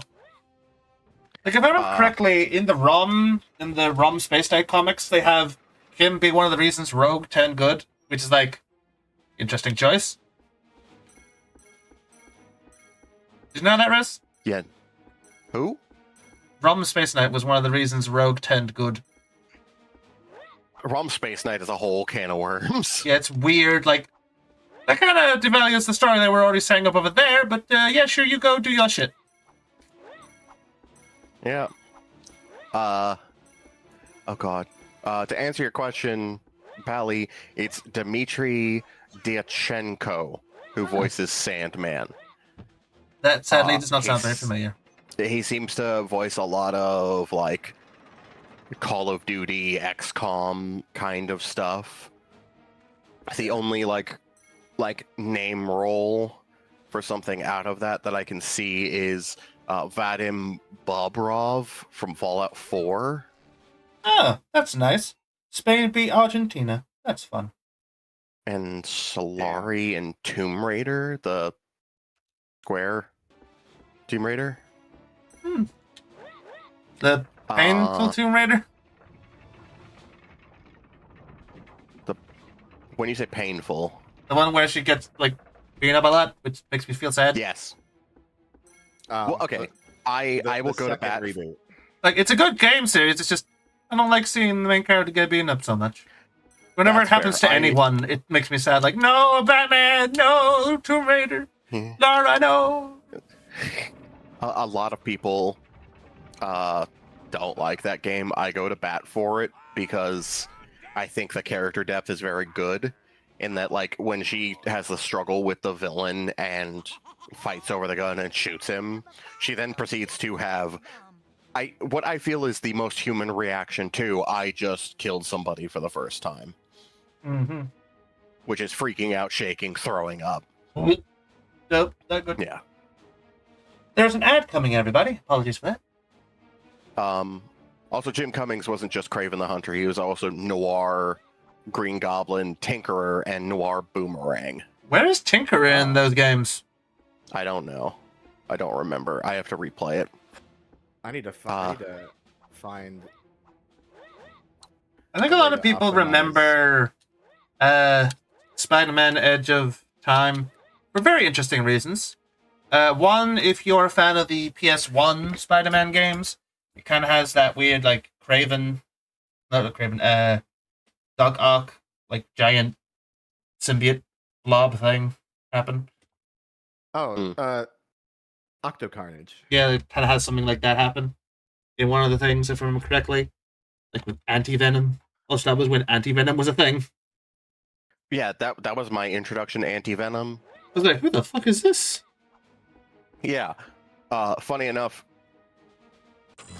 that's all you get for Anti-Venom outside of the comics until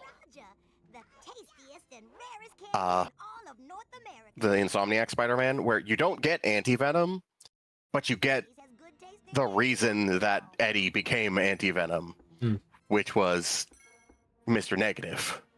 Yeah. Which is hilarious. Because we do. Why is it they're so adverse to doing Eddie Brock stuff? What do you mean? Like, there's a lot of like modern adaptations of like symbiote stuff in cartoons and like shows and games. They're weirdly adverse to having Eddie be there. Well, I will say for one, Spider-Man 3.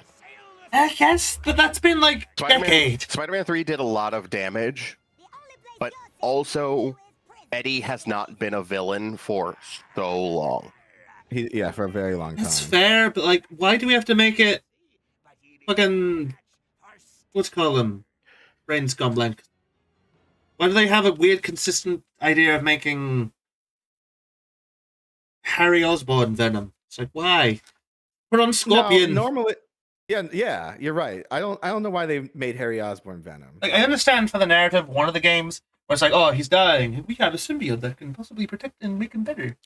I will say I don't like who they got as Norman in the Insomniac games, and it's really not his fault. I just I see Norman, I go, they just get Willem Dafoe. I mean, yeah. Willem Dafoe is like the perfect person for that. Yeah. It's like those times when you have an actor who just played a role so well, it's now kind of influencing and like overshadowing a lot of the other iterations. Like Mark Hamill's Joker. For a lot of people, there's no other version of the Joker that's possibly any good. John DiMaggio could do a great John DiMaggio's Joker was good. I don't think Troy Baker's Joker was that bad. In but it wasn't Arkham Origins. The Lego Joker was pretty good. It was also Troy, I think. Yeah, he was Batman and Joker, which was dumb. It's fun though. Yeah, no, I just think they should do DiMaggio as Joker again. Yeah, I think he did a pretty good job. Although I forget names, I feel terrible for forgetting names. But the Batman Joker from the Batman Threads. Yeah. Yes. Was it D. Bradley Baker? No. Name's blanking at the moment. Hold on. No, I'll get it real quick. Like the first time the Joker Kevin was Michael played Richardson. Yeah, he was great Who as the is Joker. just a phenomenal voice actor in general. Mm-hmm. Yeah, he was a good Joker. Honestly, it's though It's I a will say crime. it's like 50-50. If the character's black in a cartoon, black adult male, they're either going to be voiced by Kevin Michael Richardson or Phil Lamar. Yeah. Where's the candy in the box? Here it is. No, but I love Kevin Michael Richardson. Mm. His stuff is great. Yeah. Next up on the list of Shattered Dimensions. It's a Marvel game, so you know he has to voice somebody in it. Yeah, Stan. No. Stan is in it, but he's just the narrator. Yeah. There's no Wolverine in this game, so they had to give him other characters. Oh, Steve Bloom. Steve Bloom. He's Hobgoblin 29, Noir Vulture, Silvermane 2099, and Vulture 2099. Jesus Christ. The hell was happening there? Yeah, that was weird. And here's my favorite casting. Do you know who voiced Electro? Who? Wasn't Tom it F. the Wilson. fucking... What to call him? Fucking from Back to the Future. Okay. Biff from Yeah. Back to the Future. And still, no pets. I just needed him to say to call Spider-Man Butthead, and I'm I pretty would sure. have been Did he not? sent. He did not. Ooh. John Cassier was Scorpion 2099. Okay, to default from the Spider-Man talk, number 5's sister is concerningly skinny. I mean, they draw all the teenagers like that. Yeah, they did draw all the teenagers like all of the skinny characters can like the kids and the teens are like weirdly skinny arms. Oh, they're easy to animate. I know, but Yeah, at the same time, it's partially worrying. No, it's because they do adults like that too. Yeah. It's either they are like stinky Lanky. beard here and they're like wide, or they're super skinny. Yeah. It's a cartoony stylization. It's not a weight thing. It's just I never realized how kind of weird it looks in 3D until now, because like. Oh well, yeah. I'm so used to. I think that's there either. Number 86 just informed us that Nightbrace has been Yeah, so Scorpion 2099 is voiced by the Crypt Keeper. Crypt Keeper. And also Deadpool. Yes. He was Deadpool before Nolan North was Deadpool. Huh. Well, Nolan North is Deadpool in this. Yeah. Yeah, but Nolan North. Yeah, John Cassier is great. Oh, this.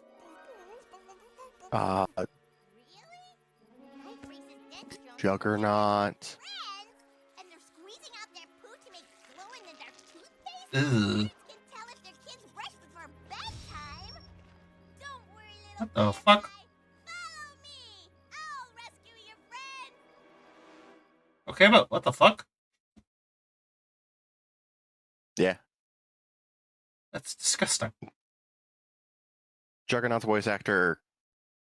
I don't know him for voice acting, but I've seen him a ton. Kids next door. It's Matthew Willig. He kind of tends to play like the big angry goon. Yeah. Who's that playing? Hi, Tom Kenny. Yeah. This is like the third or fourth villain you've played in the show. Oh yeah. Yeah, that's him. What's that Firefly? Kills them all? Good idea.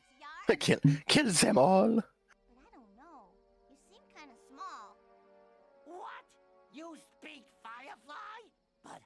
He's not even in this continuity. That's from DC.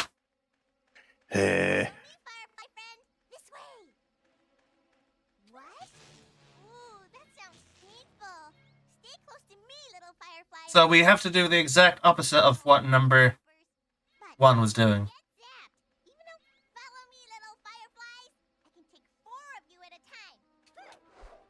Right. This is an interesting mission, I suppose.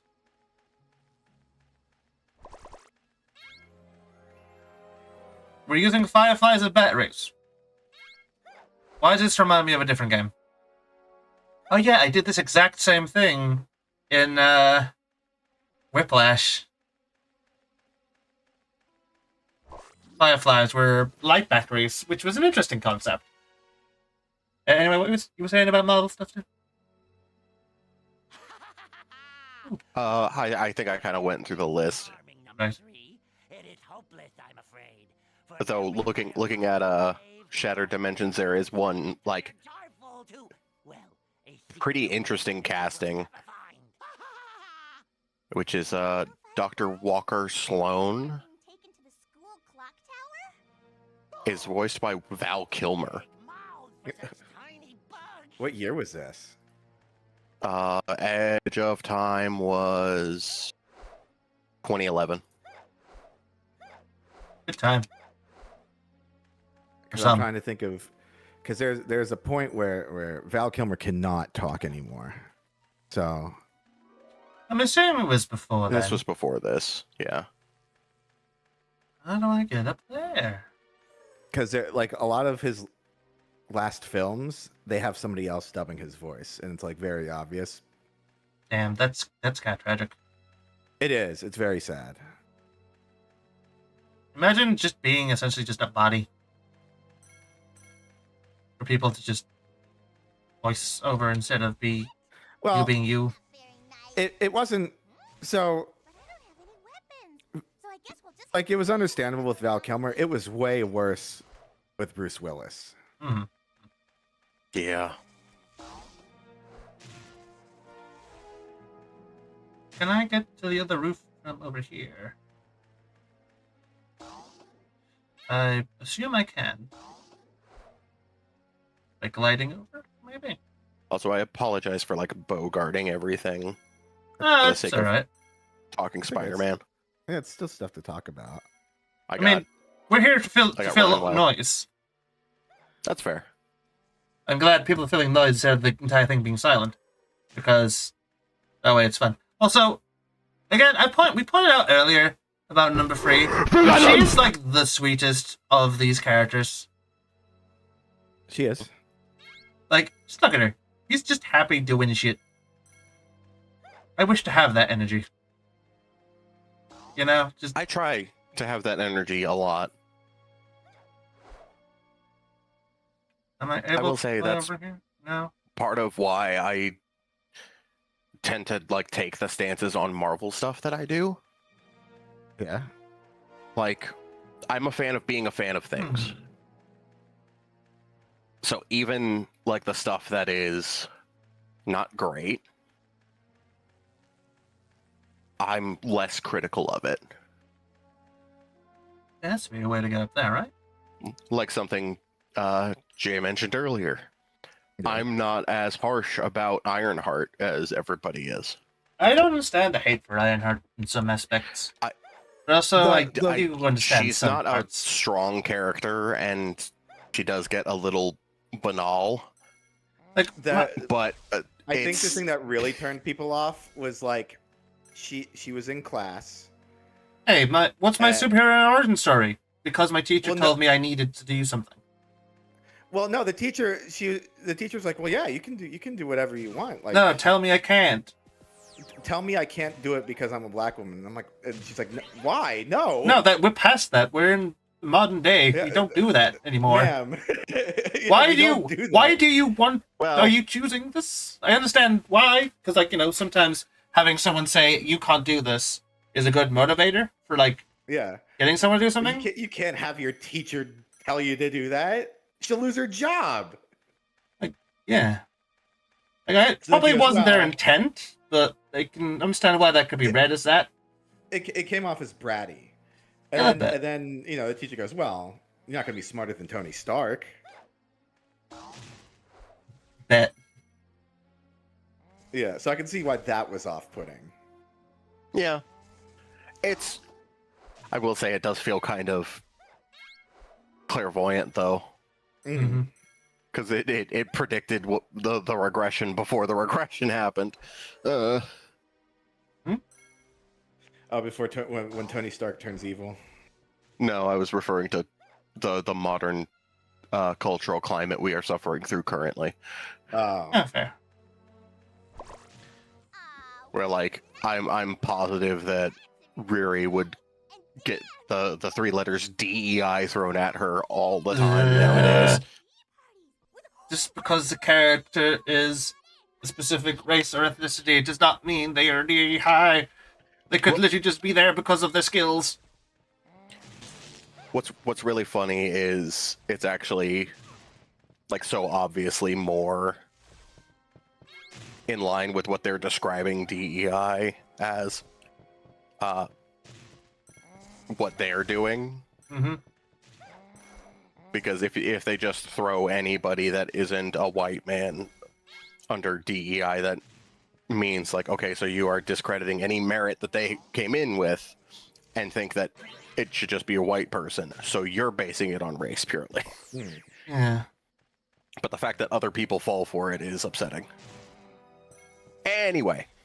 Let's talk about fun stuff. Yeah. Got a question for you, Pally, Raz, and Jay. What would your superhero name be, and what superpower would you have? Oh, God. Depends on what universe I am in. Well, okay. This is funny. I already have this prepared. The answer is resonance, because that was the original usage for this name. Haha. And the power was a progressive, like shifting power. Like I'm really keen on like when a hero like has a power that seems to have like a very straightforward basis, but then kind of evolves as it goes on. Oh, that's some. Oh, with versatility. JoJo, One Piece, like they all do that kind of thing. Yeah. Where it's like, oh, you have this little concept, and now you like it means you can figure out to do more and more and more. And it all kind of started out of, okay, Jay, you've watched Doctor Who, yes? Not all of it. I have, parts but of it. The Eccleston. Have you seen Eccleston? Who? No, but I'm familiar. I am familiar with Eccleston. Okay. Doc. In like the second episode of his run, when they're on the space station to watch the Earth just die in the supernova in the future. Yeah. There's that point where they need to fix hit that switch where the fans are. I might skip the dialogue. Fuck. And there's these giant fans, and they need to get like the one girl needs to hold the switch. The plant girl needs to hold the switch to get the fans to stop, so the doctor can pass and get to the console on the other side. With the room slowly heating up. Slowly heating up, quickly heating up. Yeah. And she catches fire and loses grip before he passes the last fan. And he has that moment where he just like takes a deep breath. The fan is still spinning at high speed, and he just kind of steps through, like that perfect timing. I've heard a lot of that, so it's shit. Yeah. But it started out of that. Like that is a thing I've seen a lot happen, where it's like deep breath, step through like something dangerous in motion, and just like manage to walk past it. And it evolved into this like awareness of the world moving around you, as if you can like feel it directly. Like feel the space between you and other objects. Kind of under the premise of there is no empty space in existence. It is like the space between me and my monitor is filled with air particles and shit.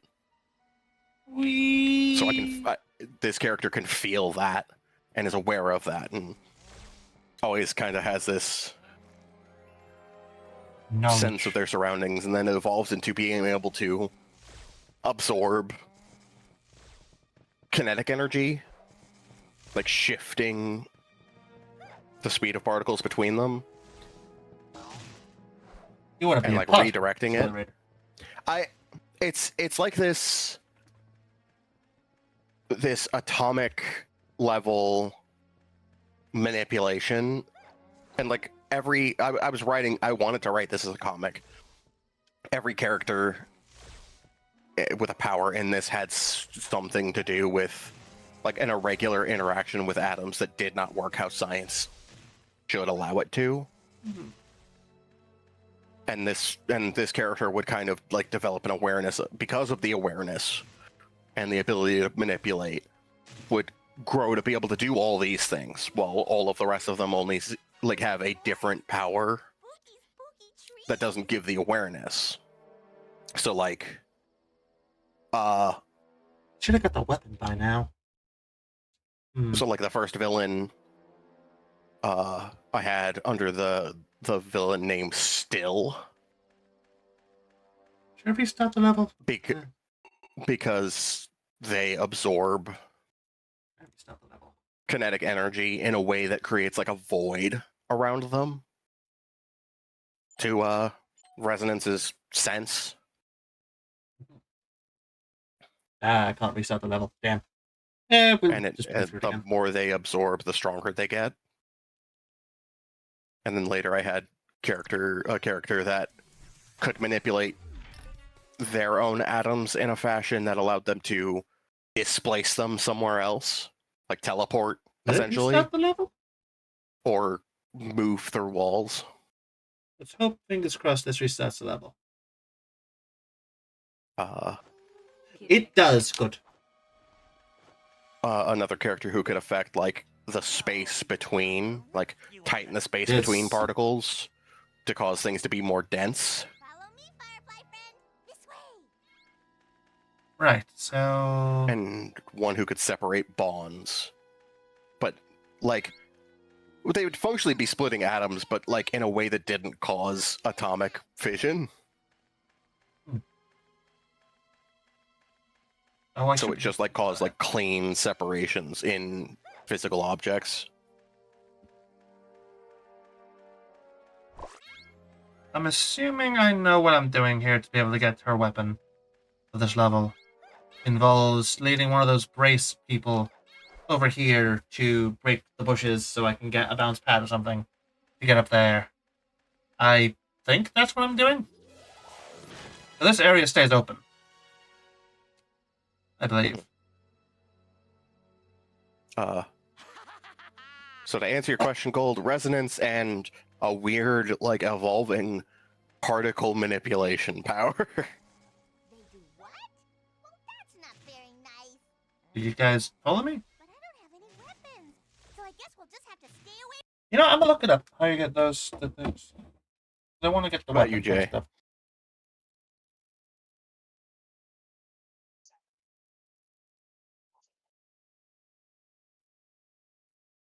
Jay? Yep. Hello? Hello? Oh, there you are. Hi.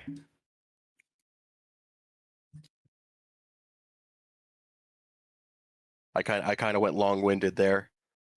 Oh, that's all right. To answer a straightforward question. Oh, right, my turn. I've been trying to think. Sorry, I can't think of my superpower.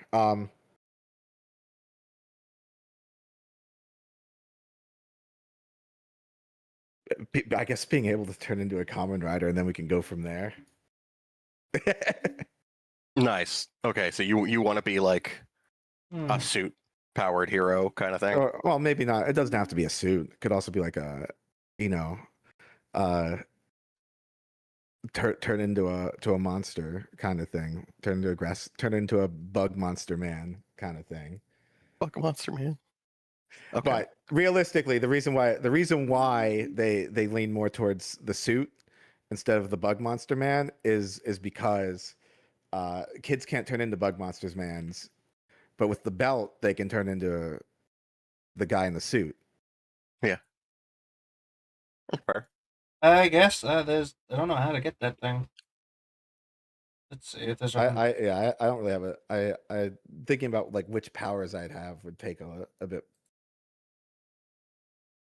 longer.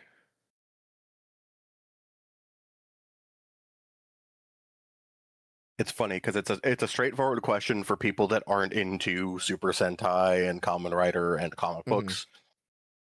I guess I can. It's like, oh yeah, I'd want to be able to fly or invisibility or shapeshifting. Yeah, super strength. I would like shapeshifting. That way I can just be. I think if we're talking about convenience, probably flight. Yeah, if we're talking like simple, I'm with Pally. It's shapeshifting, but that's kind of like the default trans answer. Shapeshifting. Shapeshifting, so I could be a what? Yeah. Yeah, I guess I could see. I guess that checks out. Also shapeshifting, so I can be whatever the fuck I want. Yeah. Aaron wants to be a slime. Oh, that's fun. That's fun. Shape-shifting slime, you know. Yeah. I mean, yeah, that's pretty much kind of a default. So I guess that is the trans answer. Yeah. Or just the trans answer to being a superhero. Shapeshifting. Unfortunately, the trans answer tends to be a villain. I don't want to be a villain. Shapeshifters are predominantly villains. What about Really? Plastic Man? That's technically something. That's not technically. Is it shapeshifting? It's like absolutely Plastic Man is absolutely shape-shifting.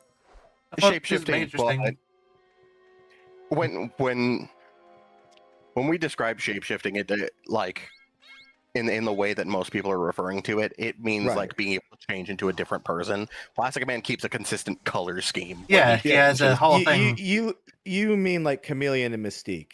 Yeah, the Chameleon, Mystique, Loki. To a lesser extent, I guess.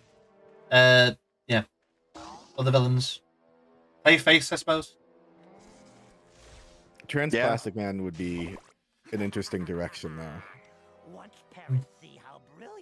Lady Plastic Man. Lady Plastic. Yeah. Following the Stilt Man convention. Yeah. Lady Stilt Man. Yeah. Lady Stilt Man got it from someone else, but because I remember reading it, I'm like, her dad. No, like Lady. Oh, they were calling her that. Yeah. Because I think Lady Stilt Man came from Devilman Lady. What would you be, Gold? You've asked us, what would you be, Gold? But yeah, mine is just straight up shapeshifter because I'm generic. I'm easy like that. You could become your Wonder. Oh no, that's identity theft. Okay, sorry. Shapeshift mimicry. That is a different thing. That is technically a different thing because I looked up. Plastic Man. I looked up shapeshifting characters, and like the list, like number 1 is Mystique. Okay, cool. Second one is Colossus.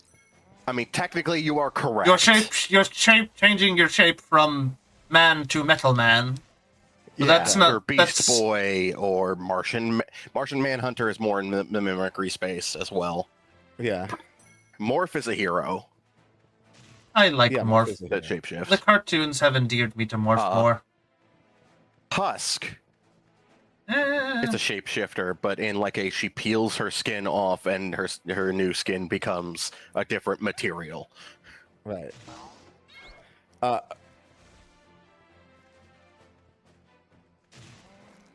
Absorbing Man?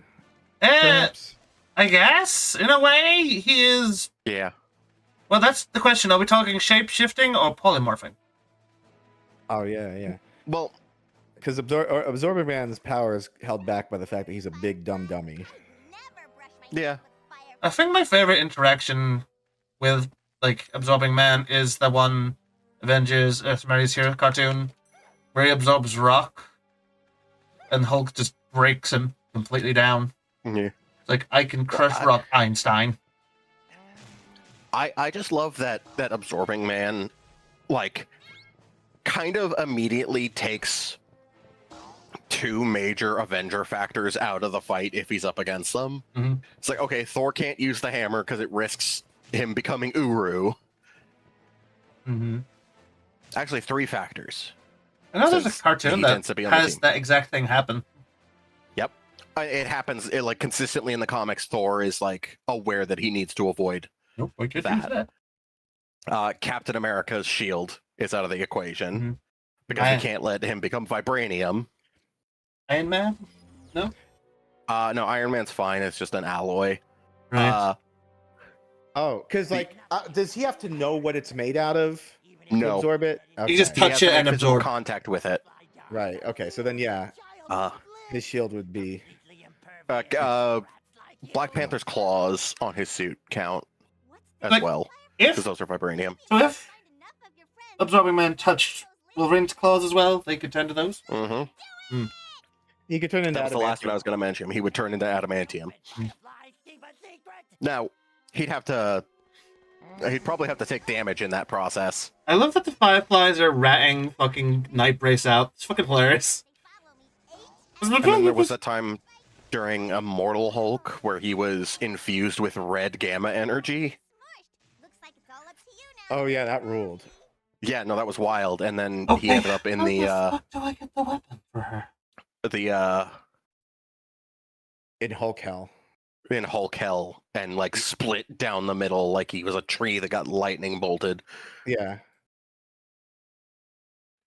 there something I'm missing from this? Hold on. I'm gonna watch a thing so I can figure out how to get that goddamn weapon. It will require replaying the entire level, but, you know. I'd rather replay the entire level and get her weapon than miss it. Oh, of course, you could just jump on the fucking trash can, of course. Why the fuck didn't I think of that? Okay, actually, now that I'm looking at it, it has gotten better. The problem is, like, the prominent shapeshifters, like mimicry shapeshifters, tend to be villains. But, like, okay, Mystique, Martian Manhunter, Morph, The espionage type shapeshifters. Sorry for having to replay this level, everybody.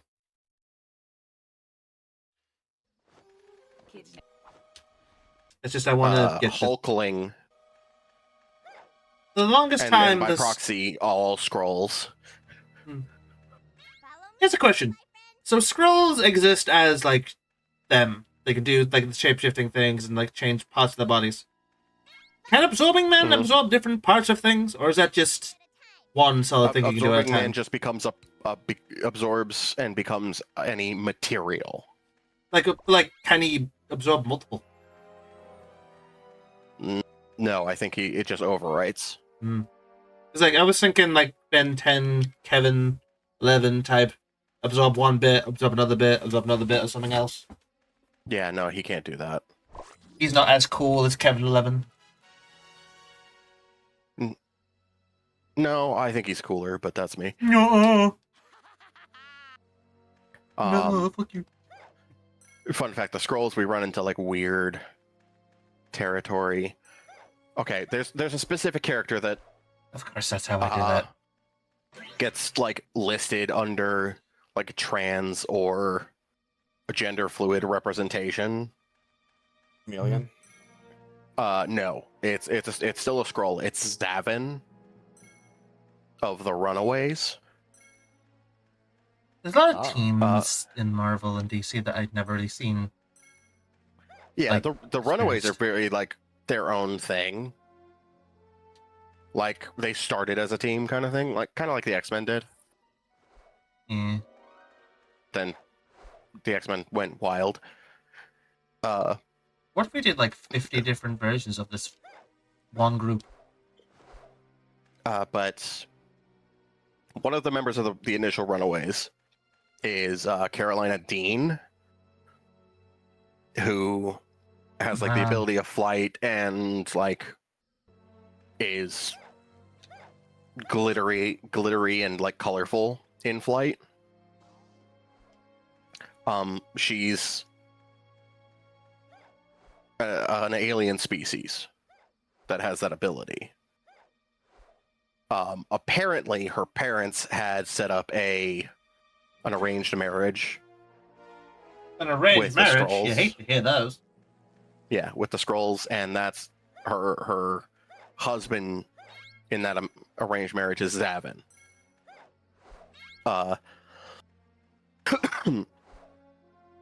The big hitch there is so hi, Finn. Carolina's a lesbian. Oh. So that either puts a wrench in the plans or makes something easier for someone else. Zavin, being a scroll, can shapeshift and just takes on a feminine form, and I'm like, that's sweet, including Zavin as gender fluid or as trans for that reason is weird. Is weird and uncomfortable, and I don't like it. Like, I understand. That's utilitarian. I understand like the sentiment you're going for, but dude, if they don't want to be with you, Don't do that. I think they retcon later that Zavin is actually like they actually work it out that Zavin is like consistently gender fluid and prefers to like Be whatever between suits them at the time. feminine and masculine forms of scroll. But Right. like initially, it's like Yeah, it feels a bit. We're trying to have representation, but we aren't doing it in a way that's, you know. because all the scrolls except the scroll princess in the comics are to take on masculine form by default.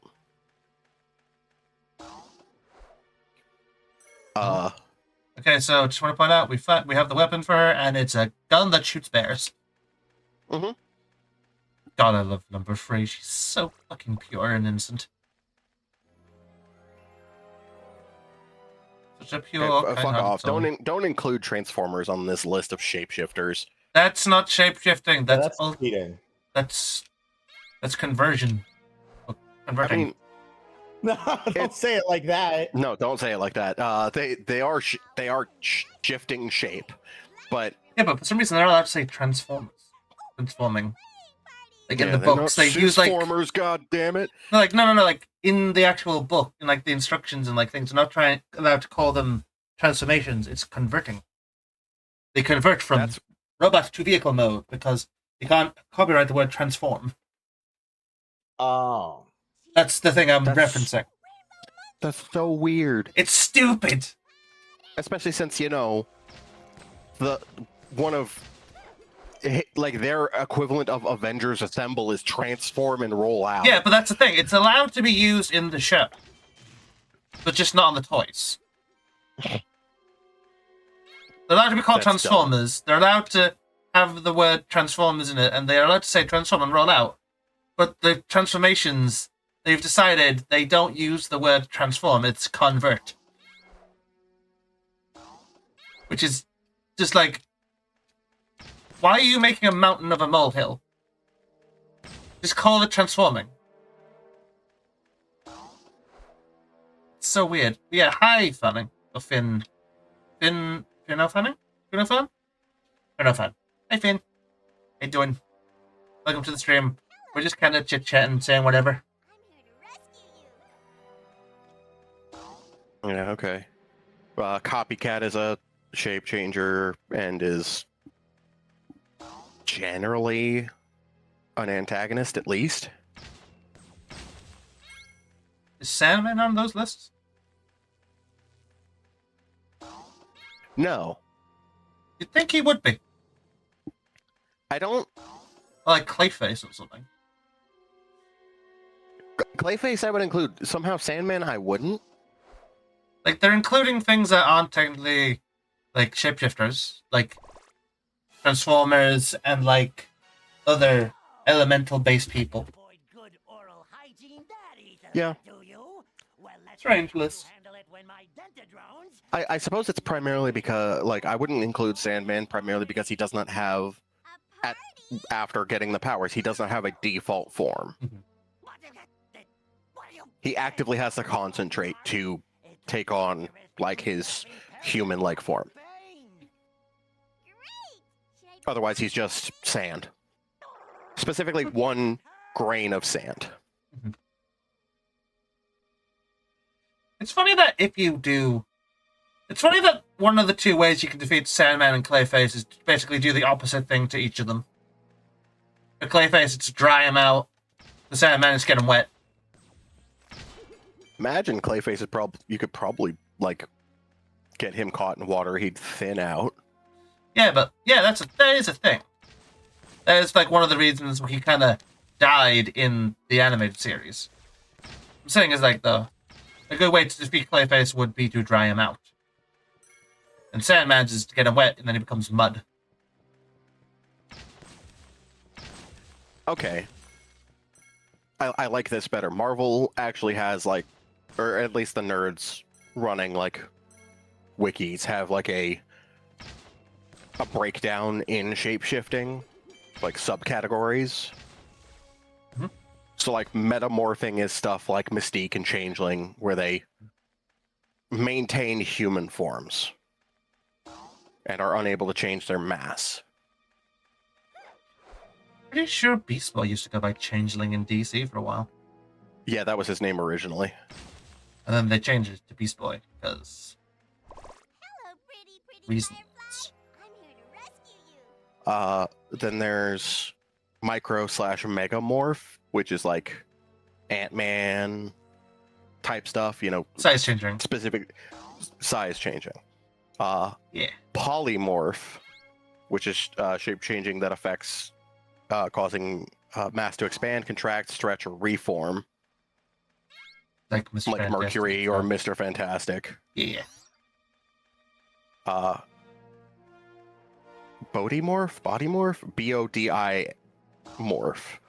There's elemental state changes such as turning into metal, diamond, wood, gases, etc. So absorbing man, husk, dust. And then transmorph, changing between two set forms. Which I guess is the Transformer thing. Like why that's on there too. Transformers or like lycanthropes. From them, like Wolfsbane. Wolf to man to wolf. Or like Colossus, Emma Frost. Yeah, I guess they categorize Hydro Man and Sandman in this. I guess because they turned from a humanoid form into an elemental form. But I don't feel like Hydro Man and Sandman should be included in that section. No, because they are literally just the stuff. They are literally the stuff, and also like they do change the structure. Mm-hmm. And they can change the density and like the. I think they fall more in polymorph. Yeah. And then there's omnimorph, which typically combines meta and polymorph capabilities, able to change mass and internal organ structure, assuming more complicated non-humanoid shapes. And then ubermorph, which is just kind of like falls under more than two categories. But where does regular morphs fall into this? Morph is a metamorph. Neat. He maintains a humanoid shape, I believe, pretty consistently. I like how the cartoon has basically endeared people more to Morph, even though he was basically just added in the original series just to die. In the cartoon, well, funny enough, like the cartoon one is one version, and what they've turned him into in '97 is actually a different morph. Ah. That like plain white with no hair look is Morph from the Exiles. Oh, I remember the Exiles. Oh, the reject characters. No, I wanted. Which it's fine. Well, it's I think it's a bunch of characters that didn't have universes anymore. Hmm. I know in one of the things they had like Sabretooths and then an entire team of Wolverines. Yeah, like the newer Exiles comic. They kind of lost the plot. Blink, who is from the Age of Apocalypse universe. Mm.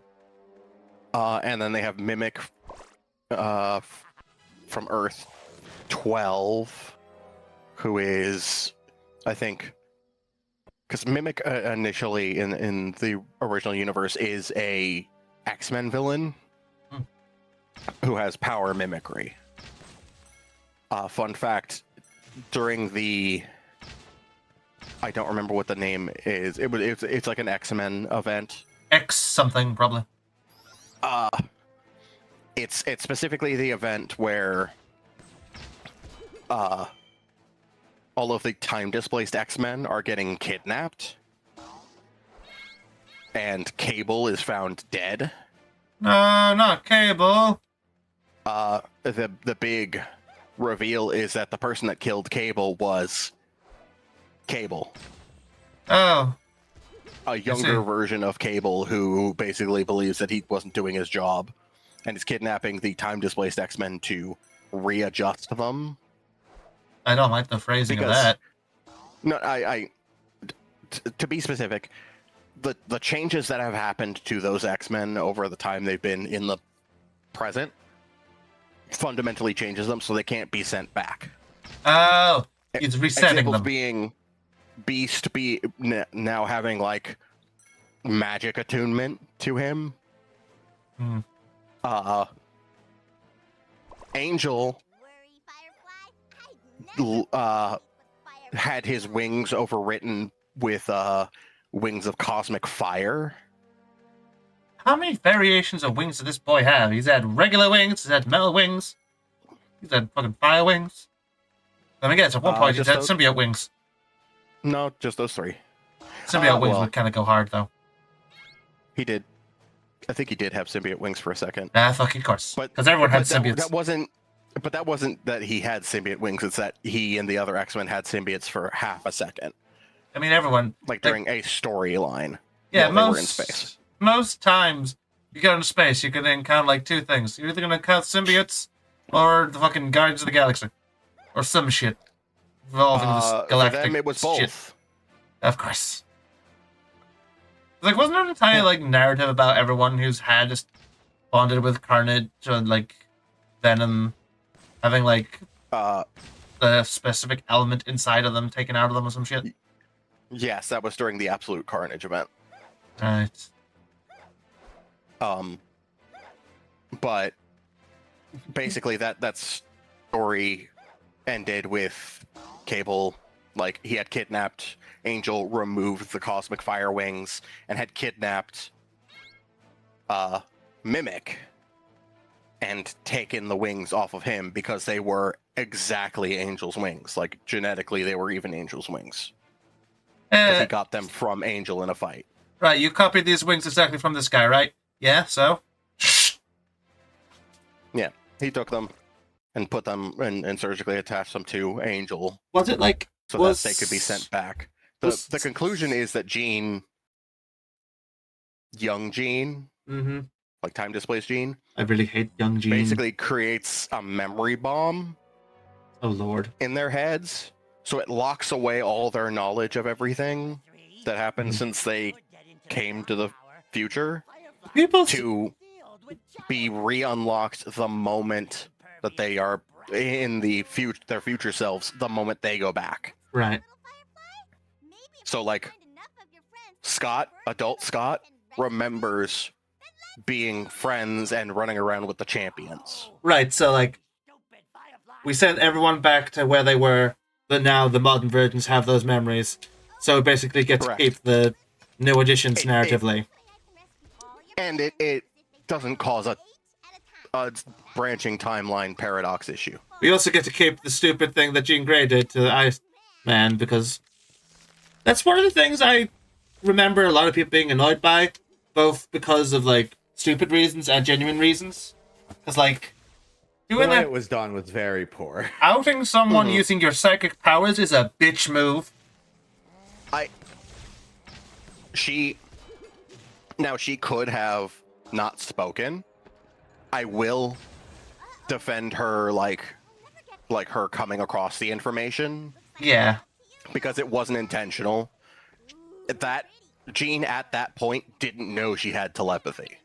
Right. Because Charles had blocked it off to her. So it wasn't really her as far fault. as she knew, she was just telekinetic.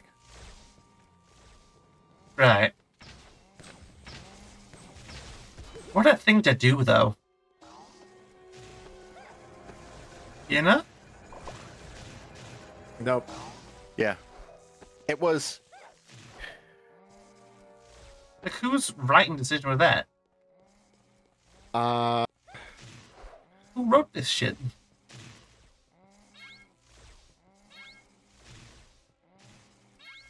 That was... Oh, what a shock. It was Bendis. For fuck's sake!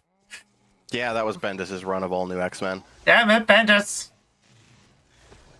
Like, I like the representation, but maybe do it in a less tasteless way. Bendis is trying to do something that he thinks is good, but he's going about it in like the shittiest way possible. I 100% am of the mind that Bendis can write pretty good superhero comics, but the moment he tries to do any social commentary, he flops it. That's probably true. Like, I like the idea. Like, the X-Men, like X-Men stuff going on, like the superhero stuff going on in Bendis's all new X-Men is fantastic. Yeah. But some of the interpersonal stuff, specifically in regard to like Bobby's sexuality or Jean dealing with, Jean dealing with the whole preordained, like, we're destined to end up together thing with Scott is actually pretty fair. I mean, Like, who wouldn't react like that? He handles Jean's, like, because she's coming into this time where she's like, okay, so I'm destined to end up with this guy that I really just barely know at this point. It's like when the time-traveling future kid of a character shows up, and then suddenly you have to realize, oh wow, I'm also destined to end up becoming this, become bonded with this force of destruction, and reviled for it. No, fuck this. I refuse. I'm not gonna do it. I mean, yeah, that's a fair reaction. Also, it makes it understandable why that version of Cable would, intervene. And John Kemp being bi was not Bendis's idea, but and honestly, John Kemp being bi isn't a big deal. That's fine. But the way they went about it was because Bendis decided to age up John Kent and break up the Super Sons, and then quickly he just stopped giving a shit about him. I have no problem with them making John Kent be bi. Break up the Super Sons was bullshit. Yeah, they were like one of the coolest fucking duos ever. It's like, this is the next Superman and Batman. These two are fucking awesome together. Look how much fun, goofy shit they're doing. Yeah. John's everything bad that happened to John is a group effort of Tom Taylor, Dan DiDio, and Michael Bendis. Like, you have some good ideas. Could you maybe stop doing the dumb parts, please? Yeah. Also, partial tangent. Time Displaced Jean had one of my favorite outfits, and I kind of want Res Hun, which is this one. Res Hun. We're on continuous tangents. We're talking about hero sexuality while playing a game about children defeating an evil dentist man. There was never a tangent. This is the main conversation. Oh, it's all right. That's fair. Yeah, this Jean outfit's all right. Yeah, I like this Jean outfit. This is from like the Jean Grey miniseries. That's fun. And also X-Men Blue. Right, we've been going for 3 hours, 24 minutes. Should we end, maybe? What do you feel? What time is it? Yeah, up to you. It is 18 minutes past midnight. Oh, then yeah, end it, sure. Yeah. Lousy kids next door. Even if I do. After this. Were you guys talking about Marvel? What the fuck?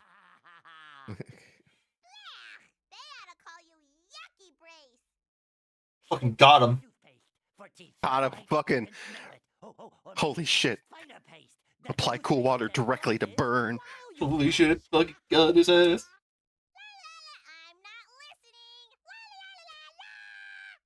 Never mind. I already have enough bug bright to brush all the children's SpongeBob sounding ass. Yeah, so good. Location where you'll never find it.